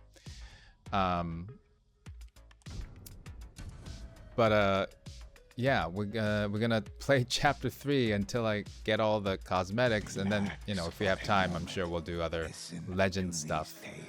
But look at it. Look at it. I'm at 100% except these 3. You know what I mean? I just want to finish it. I just want to be the master of Ghost of Tsushima, not just the actor who played in it. Now that, yes, get a chance to check out New World? I haven't yet.